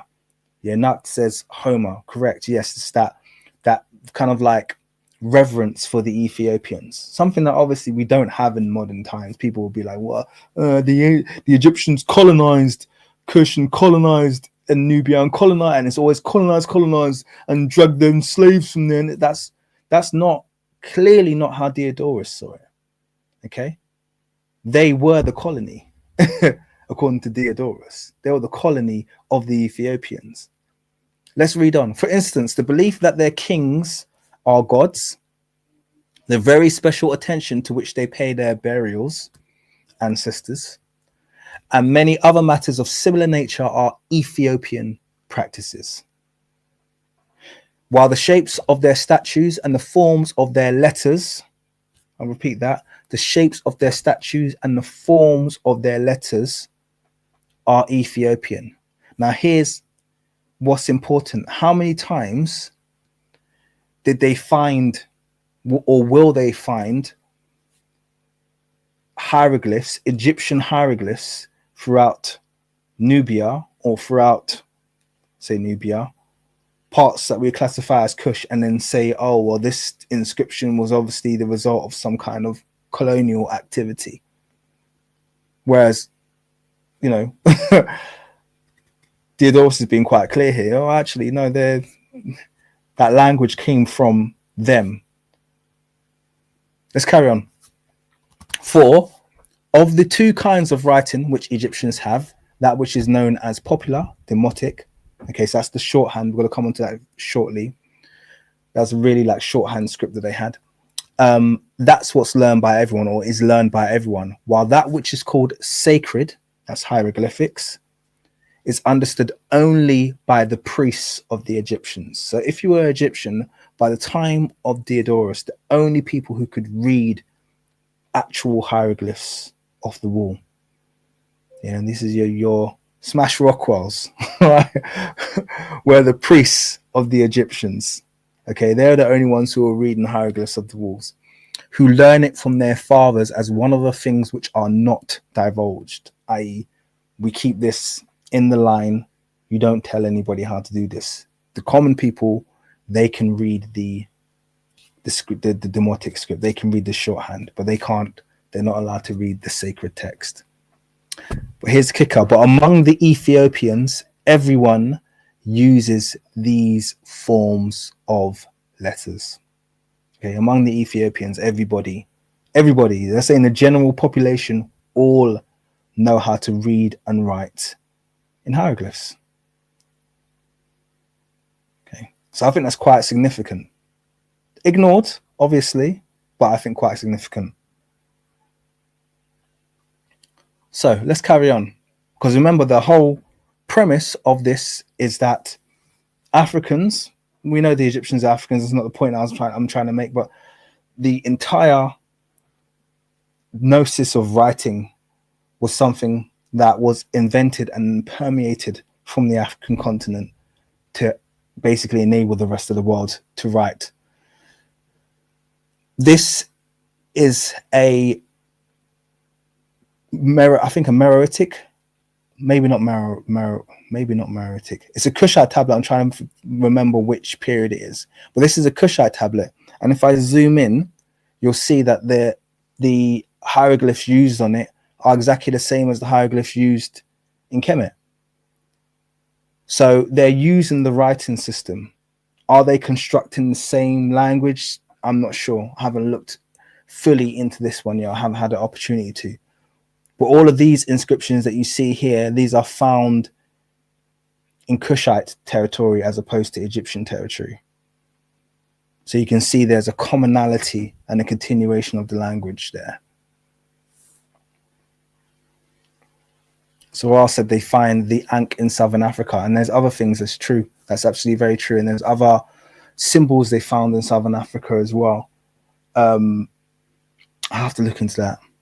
I think, yeah, I can see a future live stream coming on that as well.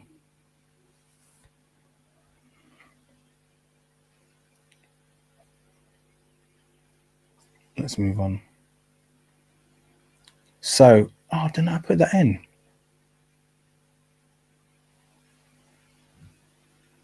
I thought I put that Tahuti story in. Didn't I put it in? Oh, that sucks. I want to put in the. I don't know if many people know, but there's an origin story. Well, there's multiple origin stories.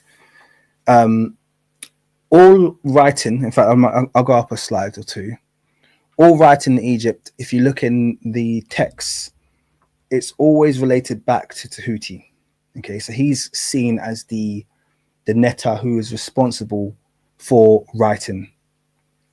And there's a very interesting dialogue that he has with a king. I think it was in the late period, but he has a dialogue with a king, and the king says people are going to lose their memories as a result of you introducing this new system of writing. And it's funny because there's about 7 or 8 at least origination stories involving Tahuti bringing writing into ancient Egypt.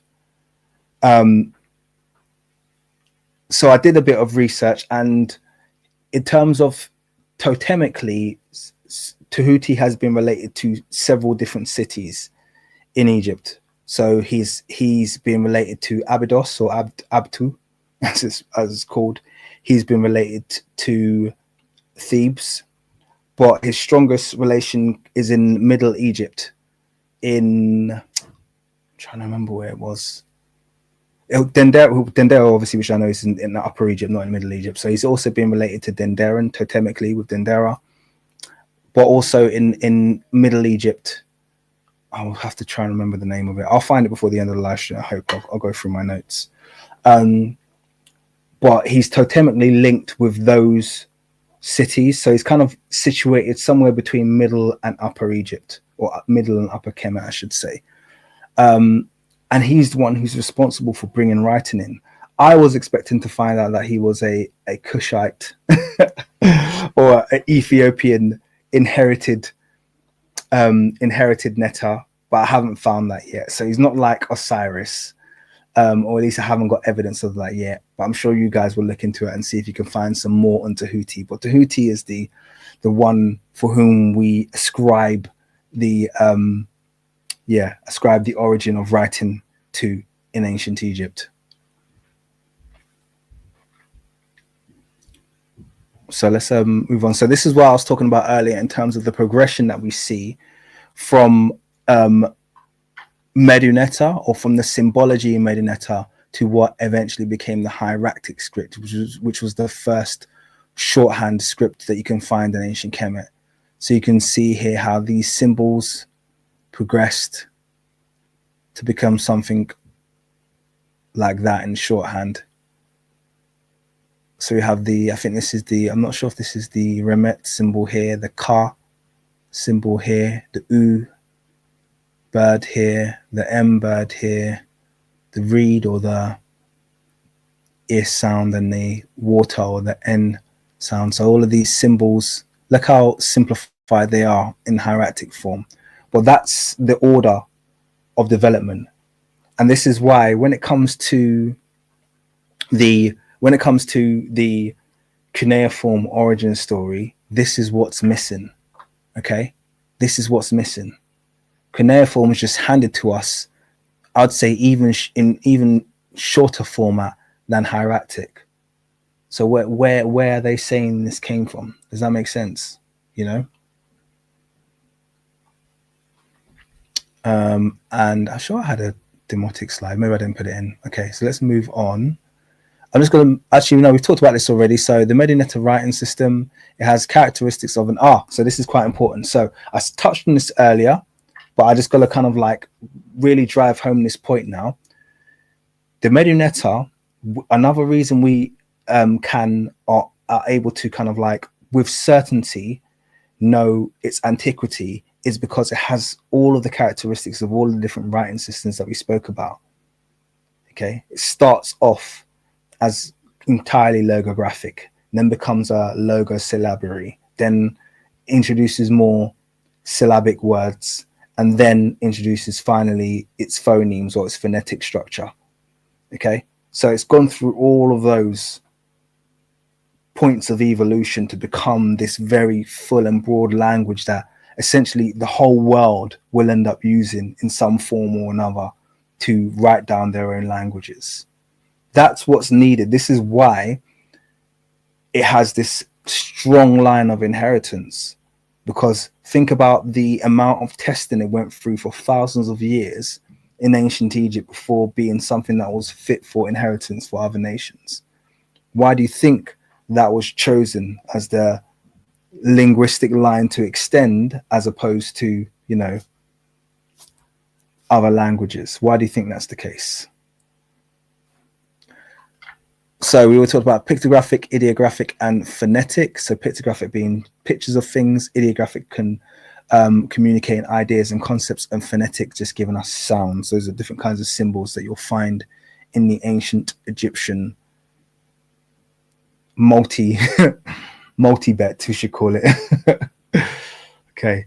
Now, this is where we talk about the influence now. So this is kind of like where we're getting closer to being able to wrap this up. So we're looking at direct influence now. So we have two scripts that are on the screen. We have the proto-Sinaitic script, and beneath it we have the Phoenician script. Okay.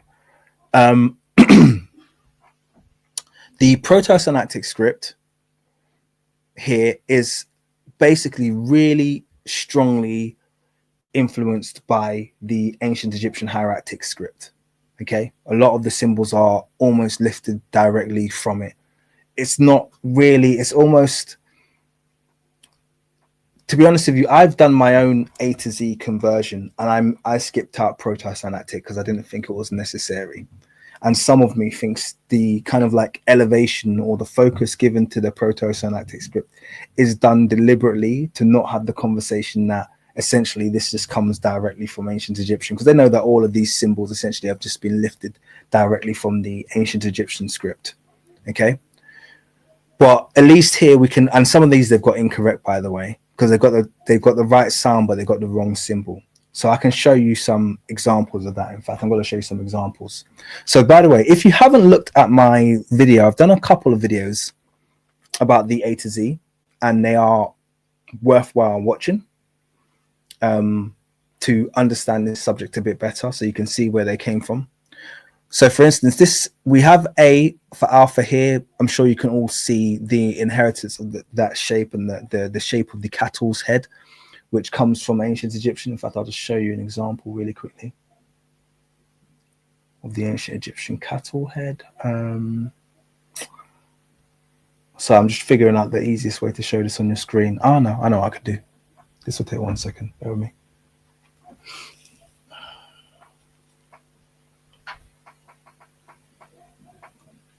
There's a font. Here we go. Okay, I won't get all of these, but I'll get a few of them, which will be useful. Okay, so let's see if I can find that.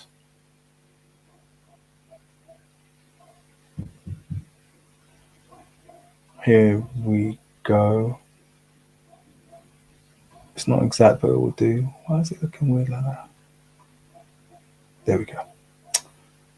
All right, so I'm just going to pull this onto the screen and hope for the best. So I'm actually using the Google font. So here's the kind of ancient Egyptian R sound, which is where they get their R sound from. Okay, so that's a direct inheritance. And then obviously we can see with the Greek version, as you guys have seen, or the Phoenician, sorry, they turned it on its side before it was then turned kind of upside down for the Greek inheritance. Now the second symbol was the one that I had deference for, because they've used the bet symbol in proto-Sinaitic, but that's not where it comes from. The original bet symbol or het symbol, this comes from the het symbol in ancient Egyptian, which means the same thing, which means house.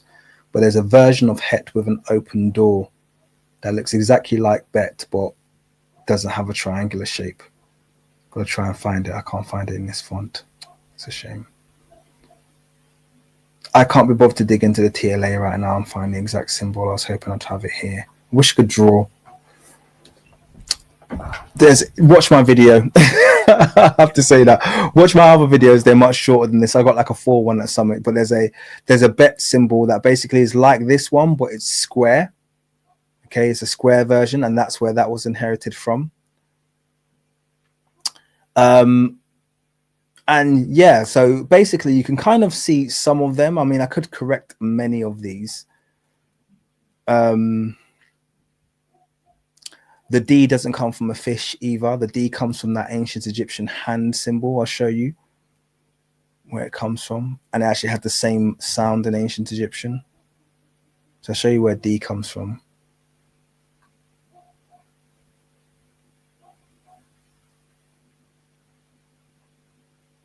Here.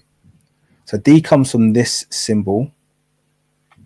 And I know it doesn't look exactly like the, whoops, where's it gone? Why has it just disappeared? Yeah. D comes from, sorry, this symbol. I know it doesn't look exactly the same, but if you see it drawn in hieratic, it's basically a D lying down. So they have that's how you'd pronounce, that's how you'd get the D sound phonetically in the ancient Egyptian script. But when they draw it in hieratic, it's literally a straight line with a D lying down on its side. And that's where that D came from. So what you'll find is with the Greek script, some of the symbols they took from Phoenician, and others of the symbols they took directly from the hieratic script. So it's interesting because it kind of flips between. It wasn't a direct kind of like we're getting everything from the Phoenicians, because they had interactions with both civilizations, and there seems to have been kind of like an interchange when they were forming, or I should say adapting their alphabet for their own language, which is really interesting. Okay, but anyway, I just want to show you that kind of like line of inheritance, and then that then kind of working towards what eventually becomes the archaic Greek, which is actually very closely related to Etruscan, for those of you who are familiar with your writing scripts or your writing systems. You have this kind of like archaic Greek script, and you can see how similar it looks to the precursors, which all descend directly from ancient Egyptian, basically. So you can see the direct influence that it has from the Phoenician to the Greek. There isn't really much. That this one's got a funny story as well. So you can see this kind of like Y symbol, this back, which ended up being F. The reason why it goes from looking like this to be looking like that is because this is another one that they took directly from Egyptian. I'll show you the symbol again. So let me quickly show you the symbol again. The symbol they took from Egyptian was, or Kemetic, I should say, but you guys know what I'm talking about, Medunetta. Symbol they took from Medunetta was, where's it gone? So scrolling through this is painful. Here we go. It must be here. Here we go. It's this cute little Cerastes, okay, which is a horned viper. So you can see the two kind of stems. Now, when they would draw this in hieratic shorthand, they would stand it up on its side. So it would literally just be this, but turn it 90 degrees. So it literally just look exactly like a standing up F. And that's where the Greeks got not only, by the way, F, they also got Y, V, U, and W. All of those come from the ancient Egyptian Cerastes when it was drawn in hieratic form. So like I said, yeah, not all of these descend directly from the Phoenician adaptation of Egyptian. Some of them are directly adapted from ancient Egyptian hieratic script. So that's quite an interesting one. Het as well is probably more closely related to the ancient Egyptian Het. So H, which they have here, H which became Heta, comes from the ancient Egyptian Het, which is literally just a rectangle. Okay, who knows what Het means? I know a lot of you probably will know what Het means. Put it in the chat if you know what Het means. But they got that directly from ancient Egyptian, likely, rather than going through the Phoenician.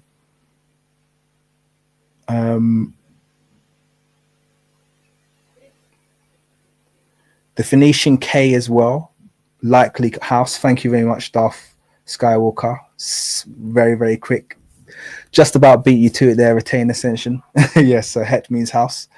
We also have the same phenomena for this letter that would become K. Remember, I spoke to you guys earlier about that tent symbol, which gives you G, but the G and the K are kind of like depending on which language is being used as to whether or not that's going to be pronounced as a G or a K. So I'll quickly show you the symbol where the K comes from.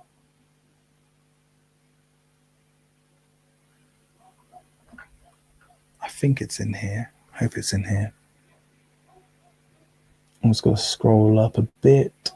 Bear with me. Is it here? Is it here?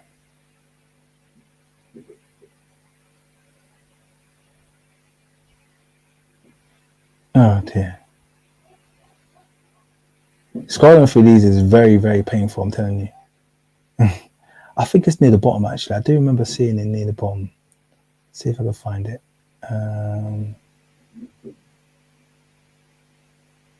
No, I can't. It was that tent. I tried to show you it. Ugh. I don't know if anyone can remember that tent, but it's that tent. So the Egyptian, it is that tent with the flat top and the two kind of like stems coming out of it, but I can't find it. Some of you, I bet you some of you have seen it already. Like, dude, you've gone past it 6 times, man. What's wrong with you? I know what I'm like. I'm panicking because it's a live stream and I can't find it. Very annoying. I wish I could just draw, but I can't even think of a good program where I can just like draw live. And in fact, I wonder if this will allow me to draw. Most presentation software allows you to draw. Yeah, let's do that. Let's see if I can find caption more. No, turn pen. Here we go. Yeah, there we go. Okay, cool. Well, let me draw. It's a bit slow. What's the lag about? Come on, man. Let me draw. All right, so this, oh God, this is horrible lag. This is what the tent symbol looks like. Okay, so that's what the ancient Egyptian tent symbol looks like. And then when this was in hierarchic script, it looked like this. Okay, and it gave the K sound. Very simple. Okay, and then that became this K in Phoenician, but in Phoenician the K actually meant hand as opposed to, or it was short for hand basically. And then yeah, that's what eventually became the K. So we've got loads like that. Sarah, thank you very much for your donation. It says, please consider inviting Mufundishi, Jehutimus, Brother Jabari, or Tudor Parfit on. Also, Sudan, please hurry and join AES so we can teach you Medu Necha across Sahel. Interesting. Yeah, absolutely. Why not? Thank you for the donation and the suggestion. Okay. So that's the K that I was talking to you about that was inherited. Yeah, so I'm gonna move on actually at that point. Could you kind of get the idea? If you want the full rundown, like I said, watch my video on the subject. Will that disappear now? Good. Okay, yeah, it disappears. I just wanted to give you this screenshot so we can understand how influential, because what we have here that's been missed, or yeah, that's been missed out, is that, and you'll find this on all kind of like piece of research you do, they'll always start with the Phoenician, even though they're very well aware that Phoenician was inherited. It's not an origination script. It's not an origination writing system. It was inherited directly from ancient Egyptian. They know that. They know that every single symbol has a traceable origin in ancient Kemet, and yet they'll ignore that. And they'll just say, yeah, well, they got everything from the Phoenicians, but everything before the Phoenicians came from Kemet, okay? Came from Africa, I should say. And depending on whether or not you want to give ancient Egypt or Ethiopia the credit for the invention of hieroglyphs, I think evidence at the moment would have say obviously we have to give it to ancient Kemet or Egypt, but I think there is a compelling argument for us to start conducting research to see if we can find its origin deeper within Africa. Okay, there's definitely a compelling argument. There's lots of compelling evidence for independent researchers who are interested to take up that kind of challenge and that kind of mantle to begin doing just that.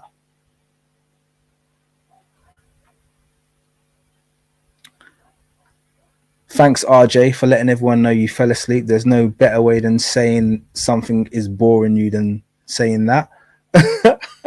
So I appreciate you, brother. Pepper and Seven, thank you very much. He said, my man, great works, brother. Thank you. I'm glad someone's still awake. Glad it's not putting everyone to sleep. Oh dear.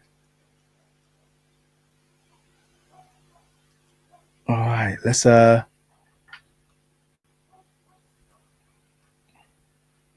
glad people are finding well, getting a few positive comments, so that's good. Some people are finding it informative. Let's move on because I think that's anyway. So actually, let me just make sure that I've covered this quickly. So let's just go through this hierarchy because it's quite important. I'm gonna take the pen off because for some reason the pen's causing everything to lag and it's really doing my head in. Okay, cool. Yeah. So if we have a look at the line of descent, we have ancient Egyptian hieroglyph and or hieractic as the kind of like origination point, which influenced Phoenician. Okay. Now, some lines of descent and influence have been erased. Like I said, sometimes some of these scripts, such as the ancient Greek, did borrow some of their symbols directly from hieractic. But let's just look at this simplified version and just for the sake of argument, agree with it. So we have ancient Egyptian hieroglyphs influencing Phoenician. Phoenician influencing Aramaic, which goes on to influence Hebrew, Arabic, but also we look to remember, who can remember the name of the South Asian text that Aramaic influenced? I want to know if anyone can remember the name. Put it in the chat if you can remember the name of it. I'll tell you if you've forgotten it. But Aramaic influenced a South Asian text, which then went on to influence all of those Asian scripts that we have to this very day. On the other side, it wasn't Tamil. Good guess. Close. Actually, is that the language that's spoken by the Tamil? Brahmi. There we go. Someone's got it here. So if you almost said it there, it's Brahmi. So it's the Brahmi script that was influenced by Aramaic, and it's that Brahmi script that then went on to influence all of those Southern Asian scripts. And then on the other side, we have ancient Greek, Latin, Greek, Cyrillic. I would actually say the most influential arms in terms of the development of the Latin script would have been Greek and Etruscan. To me, those are the two most influential arms that went on to form our modern day Latin script. So I would have said Greek and Etruscan, which then went on to form the Latin script. And then the Greek went directly on to form or to influence the Cyrillic script. Well, the Cyrillic script doesn't have any direct influence from Latin. And I think it's the same with the runes script, has a direct influence from Cyrillic as opposed to Latin script. So it's very interesting to see how these different languages kind of like spread their way across Europe. But the point being that traceable origin to Africa. Now, the only 2 points that we have, or two other kind of like main locations where paleographers agree on this earth that there have been spontaneous origination of scripts, like I've stressed, and I will continue to press, are America, being the Olmec civilization, which I'm sure we all anyway, the Olmec civilization, and the Chinese civilizations. They're the only ones who it looks like they've created something completely original. Now, someone mentioned Ge'ez, and I need to do more research on Ge'ez because I've always sold it as a original. I actually always had it in my head that it was the kind of like the father of a lot of the Semitic scripts. But I think the last bit of research I did made me feel like it kind of had similar origins to the other Semitic languages that use scripts, but I could be wrong. So I need to do some further. Darth, I'm happy to do a little bit of further research on the Ge'ez side to you, with you. Sorry. So let me know, or if anyone's kind of like who looks into that, let me know. But my default at the moment still suggests that I haven't been given any evidence to suggest that Ge'ez is original. It feels like it still has that kind of influence from this side of the branch. But I'll be happy to look into that, and I would definitely revise that if someone told me otherwise. But for my mind, it has influence on this side of the kind of like Phoenician branch. Okay, let's. I think we're nearing to the end of this. Yeah, so I think this was actually my last slide on this topic. Okay, and this is just a kind of question to leave you with, because I think it really is going to take us sitting in the hot sun. RJ, sorry, I should. Yeah, but this is something that I think we really need to challenge. I think as a community and as anyone who does. I know we've got a lot of fantastic independent researchers on here, and I'm going to push us to do this. Why is ancient Egypt not credited for, firstly, being the first to write? That's being granted to Mesopotamia, and I hope I've given you enough ammunition for us to start challenging that, really seriously challenging that, because I think that as Eurocentrists do, they're running away with that narrative. It's like it starts off with, oh, well, they're both spontaneous, but Mesopotamia is a little bit older, to, oh, Mesopotamia most likely influenced the Egyptians to write. They have no evidence for that. We have all the evidence of an original evolving language that was created and had its genesis on the African continent. We have all the hallmarks, all of the evidence, all of the progression lines that you expect to see, with zero influence. The one that we should be questioning its origin is cuneiform, because it has nothing. It has nothing predating the sudden appearance of these triangular shapes that appear on these clay tablets. Nothing. So we have to start really challenging that, because they can't strip Africa from that. Now, irrespective of which came first, we all know which one had all the influence. That's neither here nor there. But I don't think they should even be given that kind of pass over, yeah, they came first, because we all know how Eurocentrists will then use that data, or then use that headline. They'll use it to push a false narrative. So we have to challenge that. The second thing that we have to challenge is passing writing on to the rest of the world. You even saw an example I just gave to you. It's all about the Phoenicians. Anywhere you'll see them write, they'll say, oh, the Phoenicians passed writing on to this part of the world, and the Phoenicians is the who gave the Phoenicians their script? Because the Phoenicians inherited a complete alphabet from Egypt, from Africa. The Phoenicians inherited a complete alphabet from Africa. And yes, Phoenicians were also Africans, and Phoenician is in Africa, but it's not accepted as such at the moment. And irrespective of that, they still inherited their script from Africa. That goes without saying. So we absolutely 100% must challenge this narrative. Must challenge these narratives, and we must force them to give Africa the credit that it deserves. As we've gone through in this presentation, there are not many occasions historically, and actually I would argue that there's definitely some research to be done in terms of even the origination of the Chinese script and the origination of the Olmec script being derivations of what was taking place in Africa. I think there's, particularly with Olmec, there's a discussion to be had. We know there's a connection. Don't know if one but we know there's a connection. Okay, it's not a connection that, you know, obviously modern modern anthropologists wish to acknowledge, but we as Africans, we as, you know, melanated people know there's a connection between the cultures that goes deeper than what they're willing to put out there.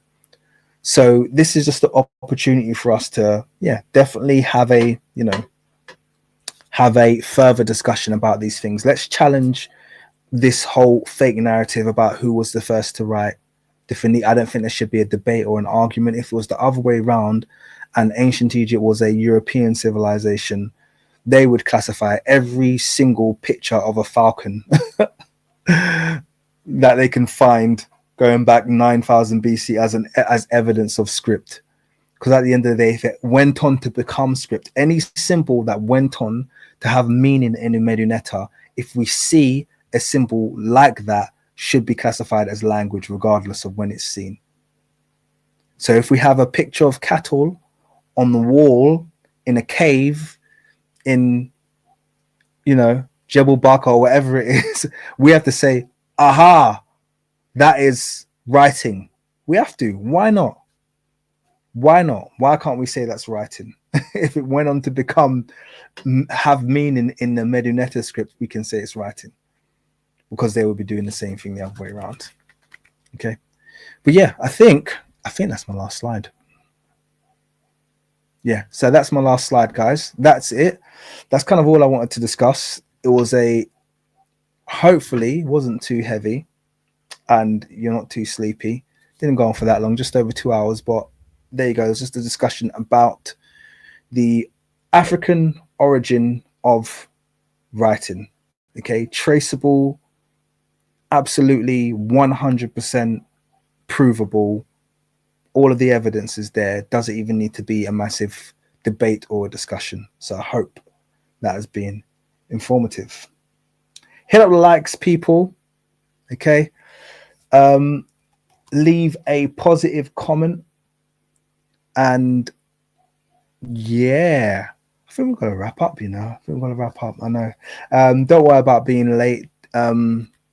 Black Sea can catch up next time. Appreciate having you here, brother. Thank you all of you who donated. Really appreciate it. And thank you all of you who were just active in the comments.